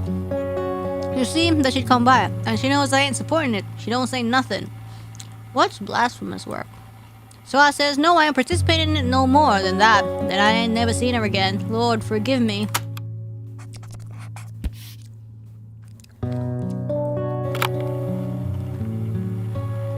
There's always someone. Cut from the same sorry cloth. She ain't never told me nothing, but I seen her around. I know that boy's daddy got run from the mine from being a good for nothing. That's about all I know. But all I need to know.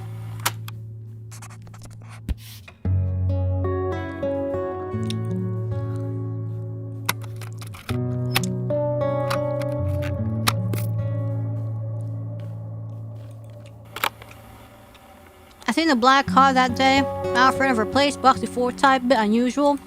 Most of the days just walk over from the gas and go, they have trucking men, strange plates too, like a company car might be. I ain't but seen that, then gone about my day, didn't think to look again after. Well, I started out hauling timber from Briar Way, was just easier being here, then I hung that up, and then Eda'd come.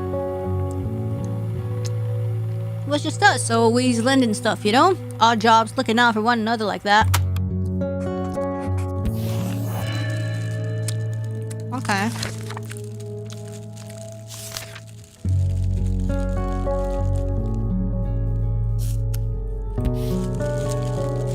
Evidence of Ida's typical daily work.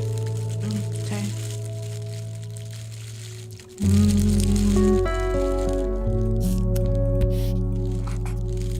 Ida's mother seems to be particularly upset when speaking about Ida's work. For it to be offend someone who's religious like Lillian, well, it does help give a little more context as to what that work could be. The mention of the rental car is certainly interesting. Who that might be is something we will want to dig into. Gas and go. Okay. A disapproving religious mother. Truckers visiting her home from the nearby truck shop. Yeah. Drug dealing or hex work. If that's the case. The pool of potential suspects just got much wider. Almost everything, in fact, may need re-evaluating.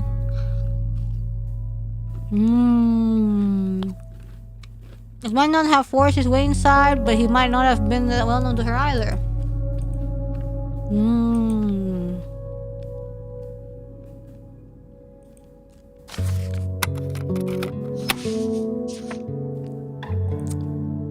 We do have indication right here what Ida's work at least likely was. Oh, in the trash can?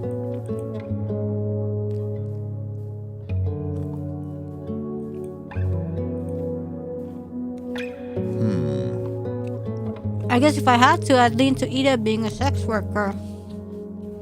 Not exactly definitive proof, but the bin with the used condoms comes to mind. Then numerous tissues, numerous cigarettes, jar for payments. Oh, I didn't notice the jar. They do speak a commonality, I suppose. Not bad.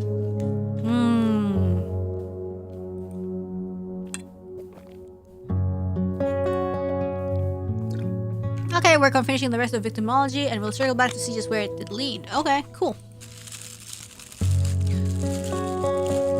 I thought it was just like a random jar.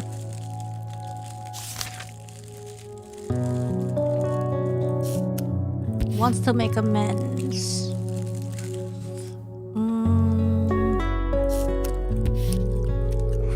Are you sure about that? Apa sih anjing? You can do better than that. Not the best evidence we have on hand. I'm gonna be. Oh Back my to lord. it, Desmond. Oh, right. We have this too.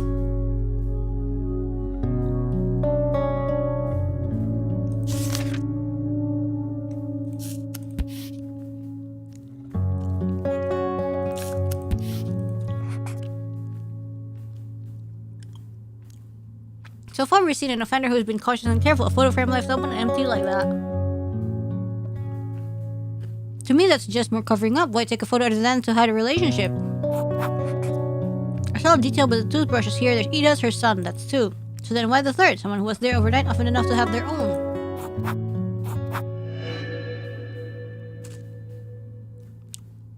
These were particularly subtle details. I'm impressed. So, to add to the stolen clothes, we now have a missing frame photo and an extra toothbrush. Surely it has to be. It is compelling, I agree. It was highly likely Ida had a live-in partner. I mean, obviously.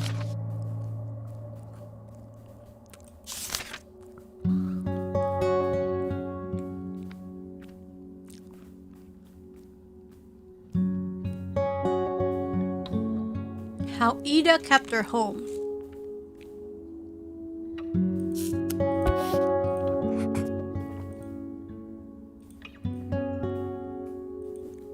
A daily struggle with poverty or health.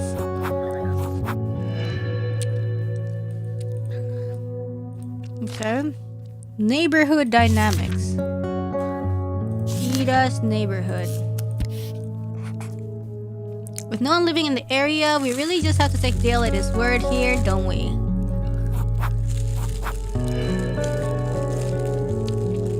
He certainly paints a picture of an amicable friendship. Problem is, there's no one to dispute it. That may not be exactly true. There's still one person who could certainly speak for that. What? Assuming they're still alive, that is.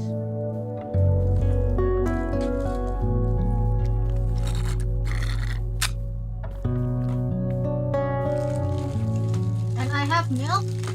So these chocolate chip cookies is so delicious with milk.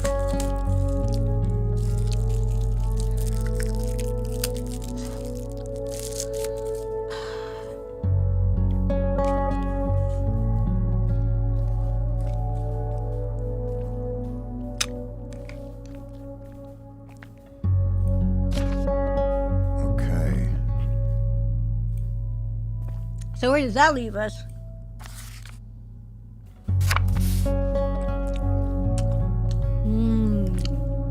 Finding out about who might have visited her seems a high priority.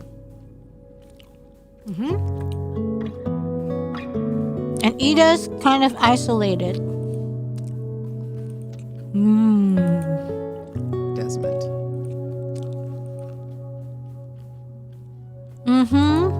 Right. We have questions.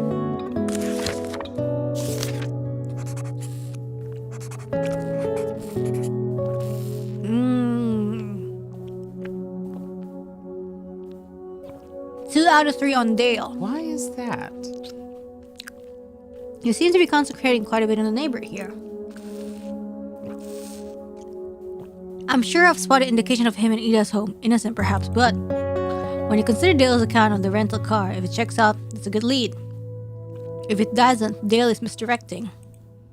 But if we're wanting more on the man Ida was seeing, then there's something you're overseeing.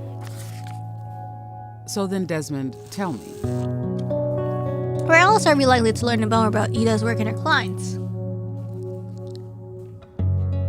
Nearby truck stop. I'll start at Gas and Go. By canvassing the Gas and Go fuel station near Ida, investigators managed to find Cheryl, a work acquaintance of Ida's. Who said Ida did, in fact, engage in hex work out of the Gas and Go, only recently changing to meeting clients at her own home instead. For one, she liked help with her son, but according to Cheryl, Ida had also been scared off by the murder of a colleague. Oh, Bonnie? Two victims working out of the same highway station then. Yet another linkage. If that's the case. This says a lot about his victim selection. This is specificity, familiarity with the station even. Perhaps. Cheryl couldn't name anyone suspect herself, and was only relatively friendly with Ida, but her insights were still invaluable. Some information on Ida's personal life happened to come from another source and altogether. With some luck, a notepad. Ah.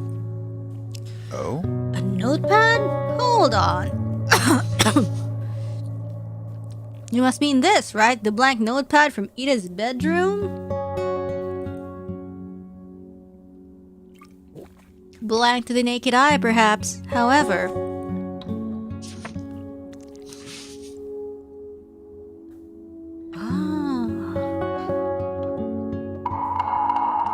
an indentation. Well, I mean, I don't know. I think you just like apply pencil on there. Okay. Intriguing. This is what, a list, a schedule? What do you think? It's about time you get to figuring that out, I'd say. James, Ma. James is the kid, Ma is the mother. Group chat 11. Dale Fields 15. Who's GC?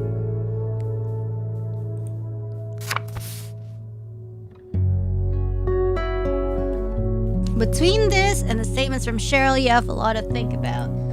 Enough, in fact, to start pulling in potential suspects. Some critical steps here so don't lose focus now.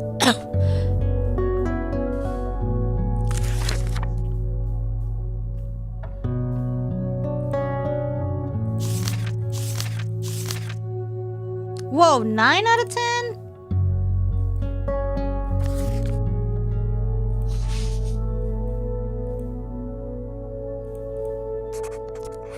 There we go.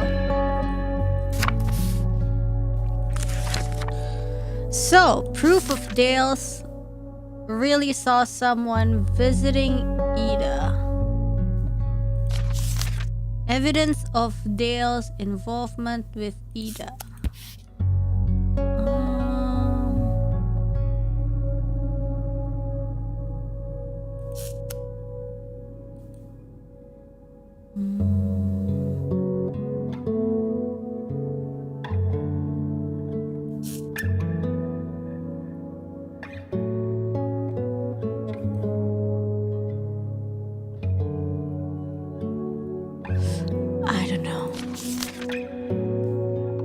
What information will help find out who Ida's live-in partner was? I think indentation?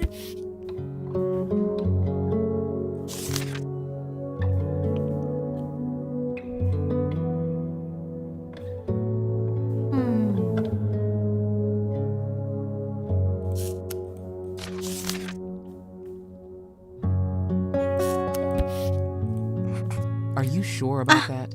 But see, proof. Back to We it, need Desmond. proof. What proof that Dale saw someone visiting Ida? So maybe not his testimony.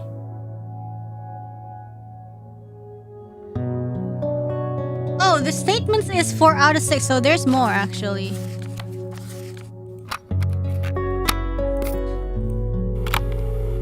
Yeah, well, she'd still come by, picking up whatever from the gas and go, say hi, you know, small talk really. But even when she gone done it from her home, she was like she's always working, always getting out of here. Jesus.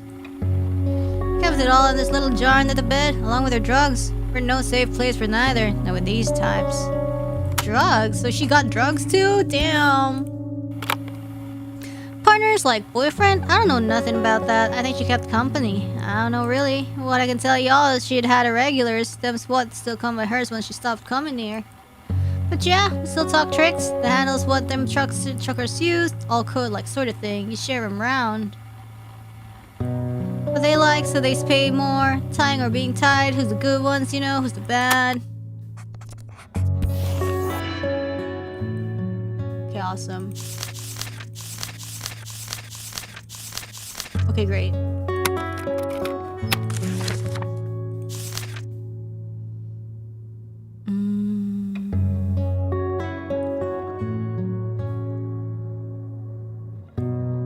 Ida saving. The proof that Dale really saw someone visiting Ida. I'm not.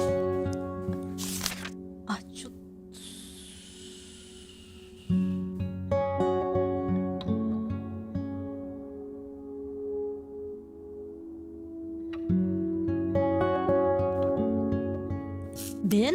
Probably not bin. Desmond. Oh, the condoms are forensically crucial and worth thinking about. You need someone to compare it against. Until then, okay. Back to it, Desmond. Jumping the gun again, I guess.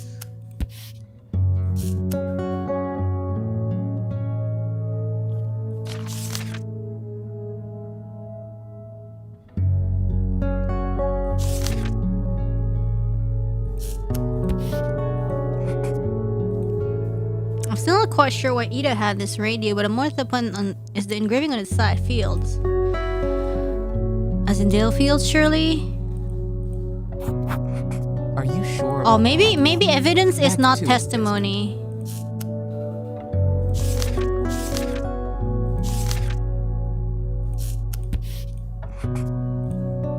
Whether this was a schedule or a list, the point is these represent something immediately relevant to Ida on that day. And even without knowing what it means, it's hard to ignore the fact that DF matches with the initials of her one and only neighbor.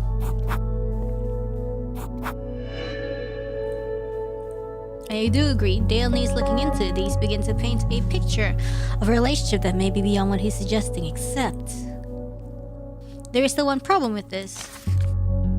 A lot of Dale's perceived guilt hinges on not just your interpretation of the notepad indentations, but the relevance also.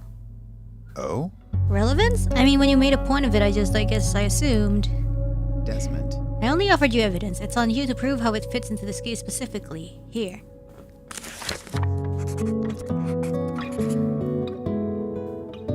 You still have groundwork to do. What do you have that corroborates the list as the day schedule?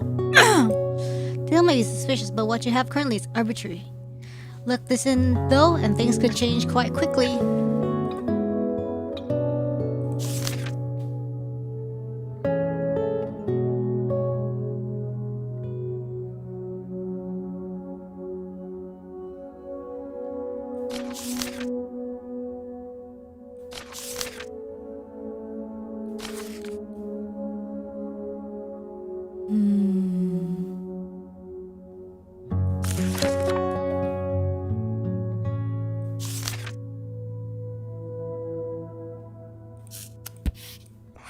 Are you sure about that? Back to it, Desmond.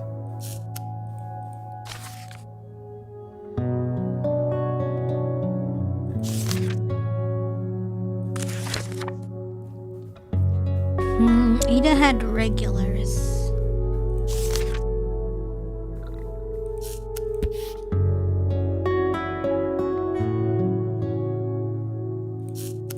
I don't know.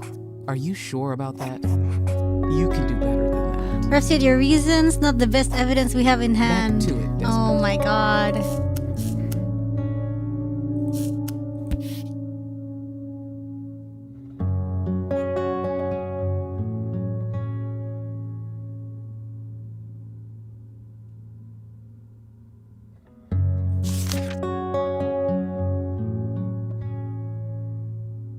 I guess it's not the condom because they said it needs comparison. Tahu ah.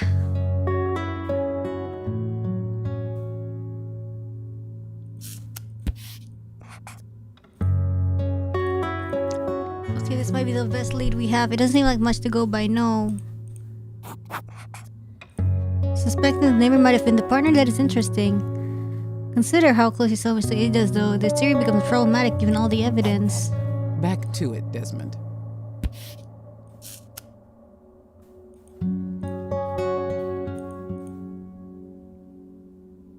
They need to work together. Okay, maybe then it's the condom. Is it the condom? Because now it's like Ida partner.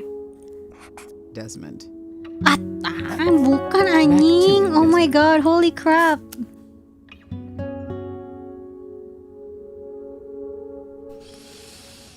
Oh my god. Okay. An interesting thought, Desmond, you actually might be onto something with this. Without more context though as to what this might mean, I don't see. Oh my god. Killing mice. Oh my god.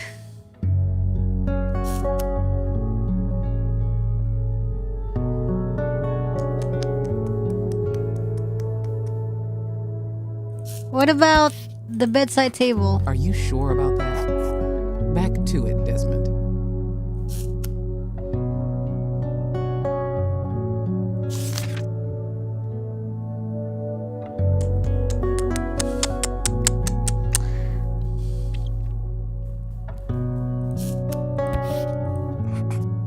sure about that? Back to it, Desmond.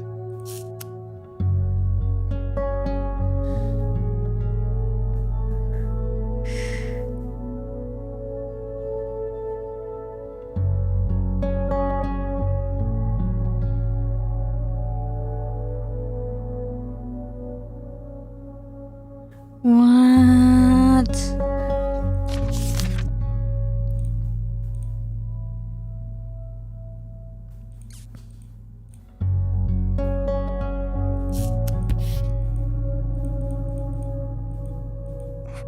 Are you sure about that? So like the Back black to it, something like the black truck.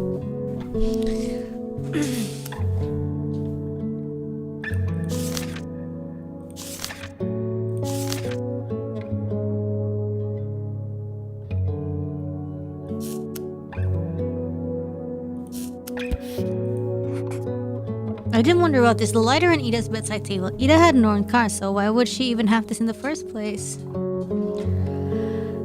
Jeez, could be nothing, of course, but in light of what Dale had seen, could it be it was a person with a rental visiting Ida?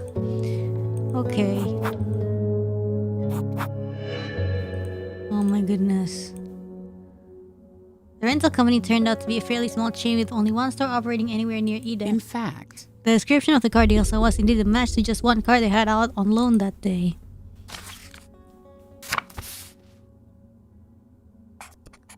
Oh, so oh my god. Dennis Clay.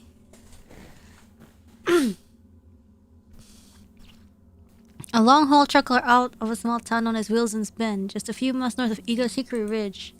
During the time of Ida's murder, Clay had finished a run and was heading home, a route running directly through where Ida lived. Okay.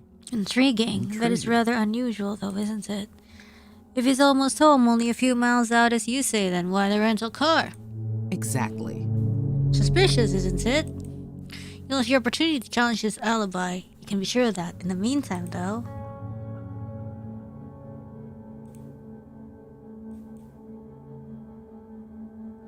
Still information of two potential suspects?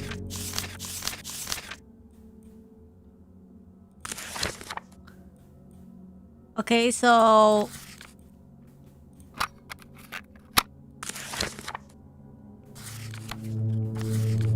Okay, so we can't go to Denny. What's her name again? We can't go up yet? Okay, whatever. Dennis?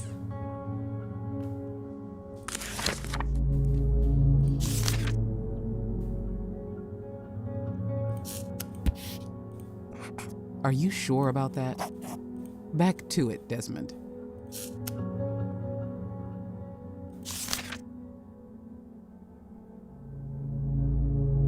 Loose clothes?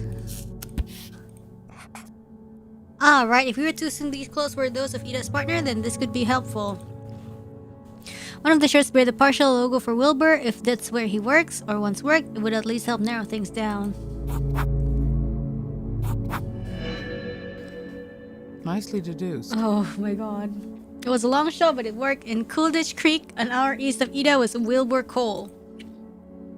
A small operation in a declining mining town, the company had seen numerous layoffs over recent years, just as Lillian suggested. There were dozens of names to sift through, though, a needle in a haystack. However, one did happen to stand out.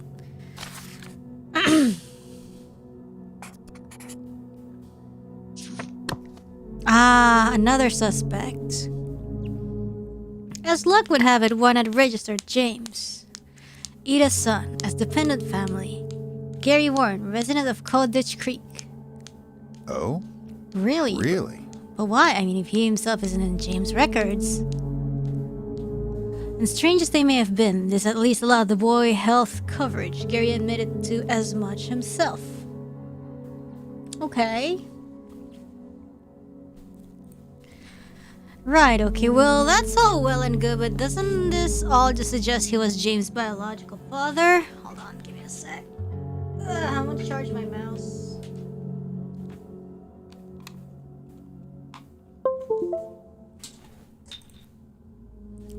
Don't forget, the clothes in the car, clothes that can be directly tied to Gary, were taken out of Ida's home. Right. Of course, a move which seemed to be a means of protecting his identity from the investigation. Yes, seemed to be, because on the other hand, you're really quite right in second-guessing their relationship as current. His statements, as you'll see, do make things a little more complicated. That's yet another alibi you'll need to dig into yourself in time. You still need to validate these indentations in order to better justify Dale Fields as our third suspect. You're almost there now. Okay, proof that the notepad indentations are relevant.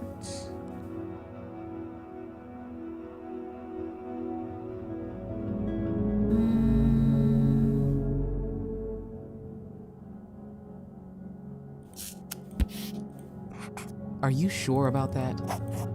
Back to it, Desmond.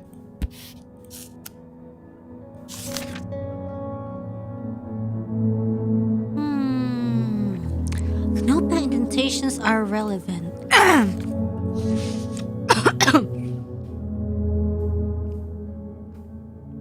DC 11 DF 15 James Ma. I don't know what this means.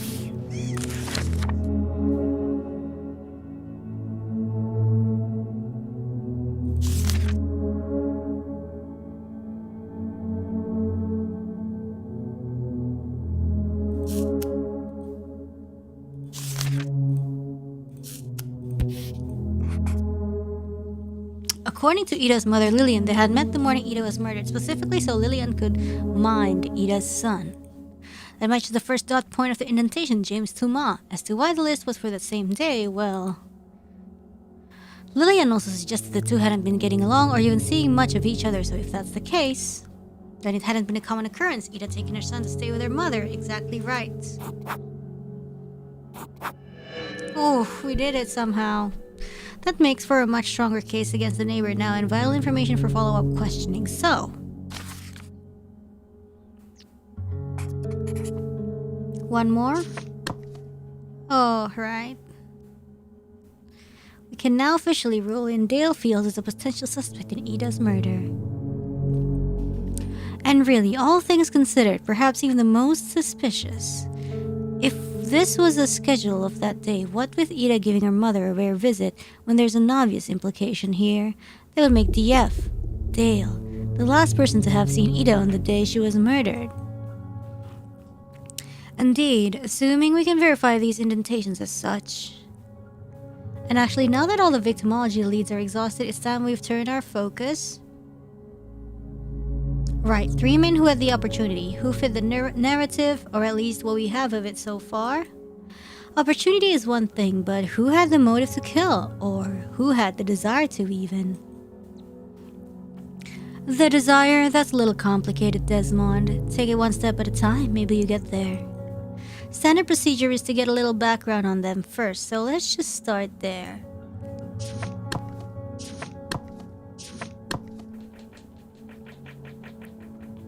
Okay. Intriguing, even at a glance. There's quite the history between all of them. Lies, cheating, drugs, wow. Okay. Well, as intriguing as all of this is, there's just one thing I actually wanted to show you first. Something that sets the foundation for this crucial phase. A second list that once again changes what you think you know.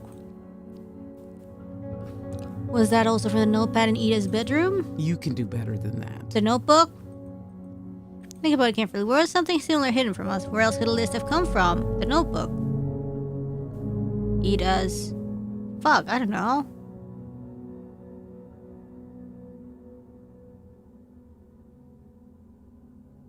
What are we talking about? Of course. It had to have been. In the back of Ida's car. That's not Ida's body. That's the notebook behind. That's the notebook in the back seat. That's not Ida's body. You see, like the way this game labels things, bro. You said it had a page torn out of it. Good. I'm glad to see you can keep tabs on loose ends, especially when they're as important as this one. If that's the case. Seeing as it was likely removed from Ida's home by a murder, we need to figure out why. What were they trying to hide?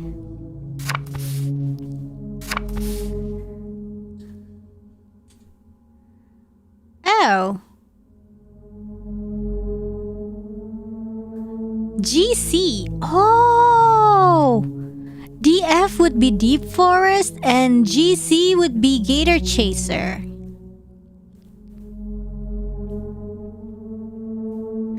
You can take a look, but since it's coded, it won't do you all that much good. Not without this. It's there in the evidence. Where did you learn about coded names? Answer this and you'll have everything you need to finally start on your suspects.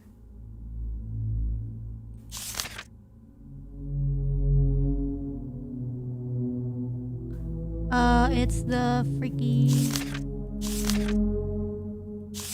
It's the indentations? I don't know. Are you sure about that? Freaky.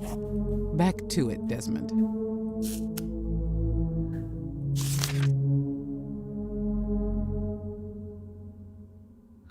What helps?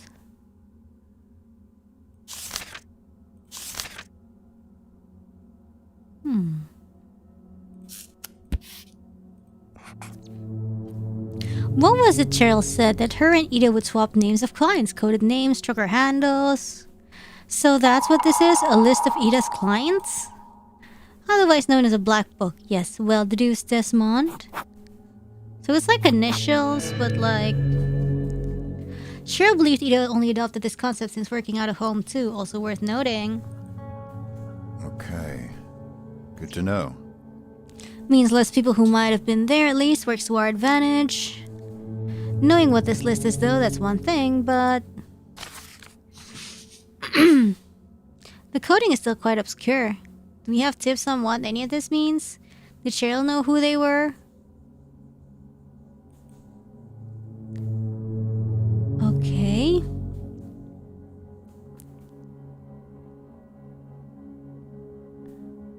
She was able to help us identify 2 of the men, yes, the other 3 too, indirectly.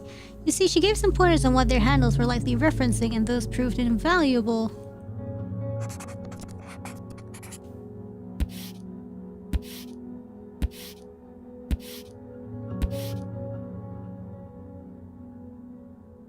Now, of the 2 Cheryl knew, one was already in jail and one was placed 2 states away at the time, both ruled out. To identify the remaining 3 clients, well, you already have enough evidence to do that yourself. Oh? Okay, we already know them then? Wait. So the suspects, right? Are 3 suspects on this list. All 3 of them were clients of Ida, the partner, even the neighbor? Intriguing, isn't it? Now you know why having this list was so important, so... Sus.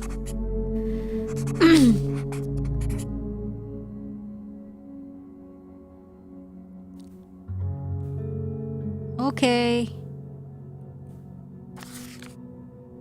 If you can find out what she meant by that, you'll have the ammunition you need to take them to the interview room. Okay, cool. Since Dale's technically a suspect, let's move what we have on him to keep it one place.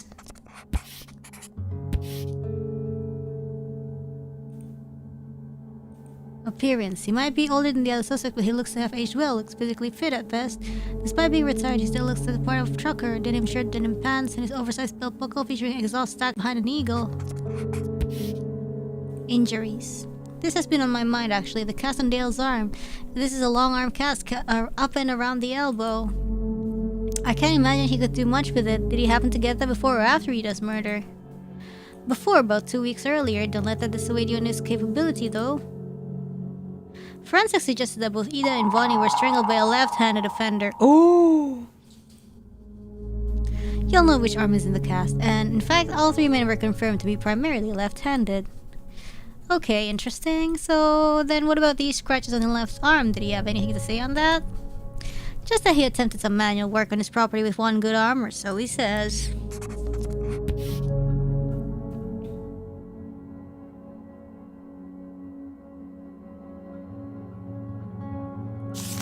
Retired long-haul trucker. 65, single, never married, no children. Attempted strangulation of unnamed 21-year-old transient female at rural fuel stop, no What's a transient female? At rural fuel stop, no charges made. Yeesh.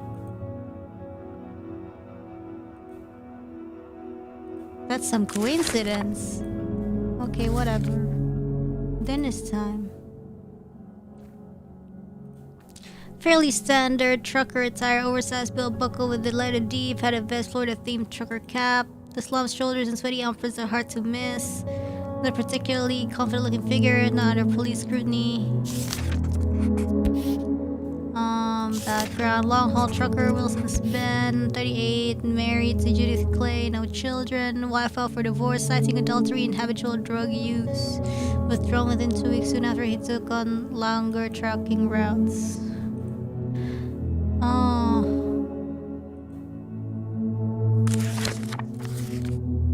Okay, injuries. Oh, religious. These marks on his wrist are very peculiar. Is it just me, or do these look incredibly similar to some injuries we've already seen in this case? Okay, so what about Gary? Long haul trucker, Creek 41, divorced in 92, wife citing desertion. Never gonna run around and desert her. Now lived with second wife May Warren, 96-7. His sister, son Bill, 9 years old. Numerous charges for using non-designated trucking routes and falsifying his log books. Usual behavior for truckers, avoiding mandatory rest periods and making their own hours. Divorced, remarried, okay, whatever. Affair. Sounds like he's staying off of highways mostly then, given the way stations he'd be avoiding there. Okay, injury. Bruising and the bandage. Gary took a pretty good knock to his nose there. So everybody had some sort of injury. Flannel jeans, pretty standard. Rural trucker fare, a bit more stripped back and simple somehow. Clean shaven. Doesn't seem impressed. Okay, then I guess we'll try.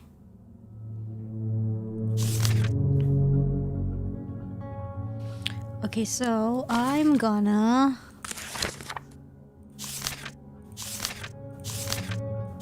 Whoa.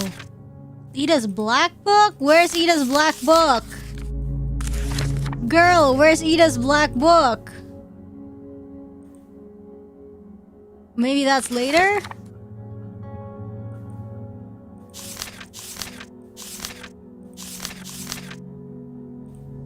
Where's Ida's black book? We can't investigate that yet. Oh, here. Oh my lord. Deforest, ropes, driving back roads. Okay, there we go. Easy rider. Woodchuck. Cool hand. Gator chaser. Okay, there we go. And now, hold on.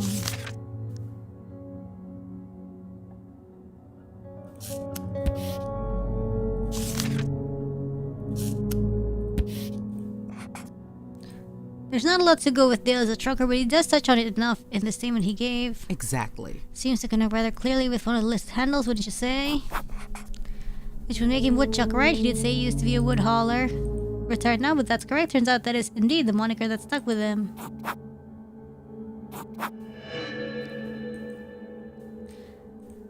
Just leaves the two to identify now. Which handle was it? Oh, where's Gary Warren first?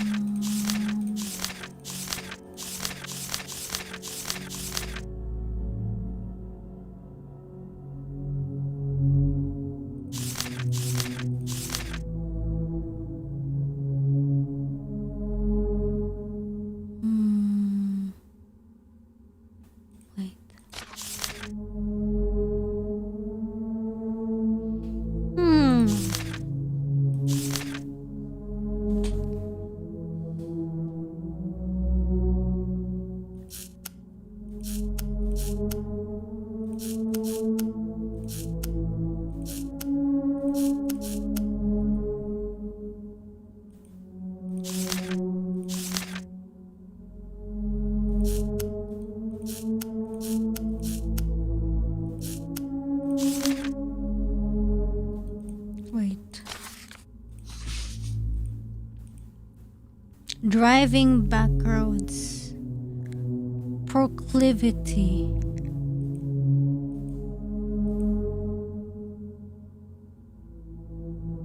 Free-spirited.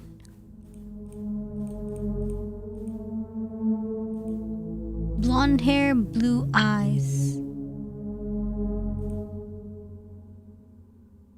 Gator country.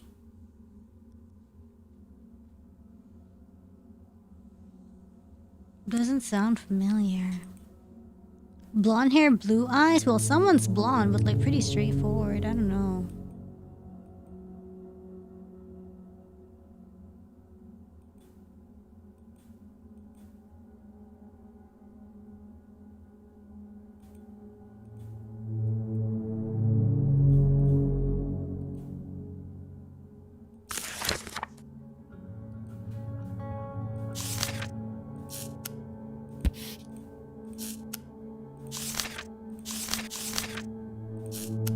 Maybe this?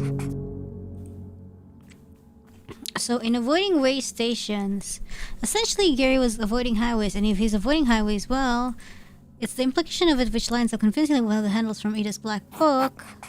Right. Because if it's not main roads you're using, then your only alternative is to use back roads. In other words, deep forest. In other words, deep forest, nicely deduced, Desmond.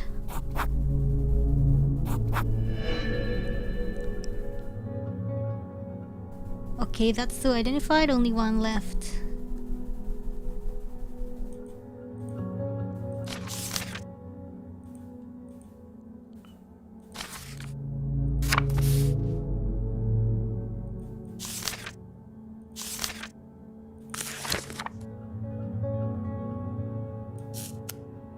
North of Ida. Abrasions on both wrists.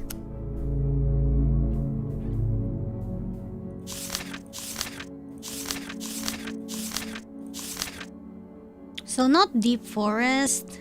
What's Easy Rider? It's not Gator Chaser. Cool. Not Cool Hand. So deep forest. I don't think it's Cool Hand, because Cool Hand is like blonde and blue eyes. I know there's someone blonde, but like not any. So Gator Chaser, there's a GC in the indentation. It has to be Gator Chaser. Tawa. Because like GCDF. GCDF. So it's not even Dale Fields. It's Gary Warren. Yeah. Did mention Florida? Yaudah, Florida Cap. Let's go. Florida man.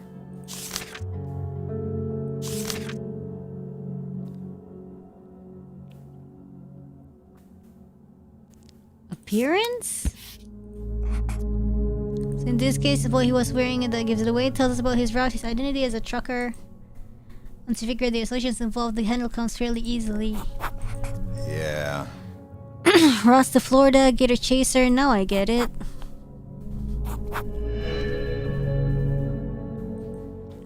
You've got all three suspects and their handles from Ida's list, so... There we have it, Woodchuck, Gator Chaser, and D-Force respectively. All three have a lot to answer for.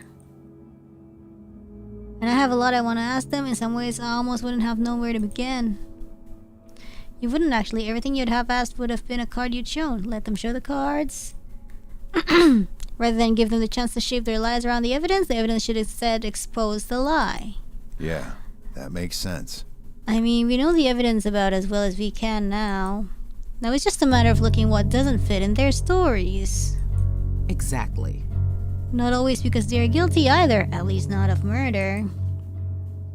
You've done the groundwork, now's the time to finally hear what they had to say. Just remember, one statement at a time, Desmond. It's time to strip away their lies and get to the truth.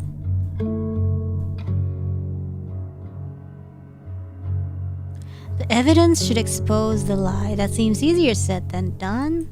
Take it one lie at a time, sure, but can I really tell something like that? Who is just scared and who is a murderer?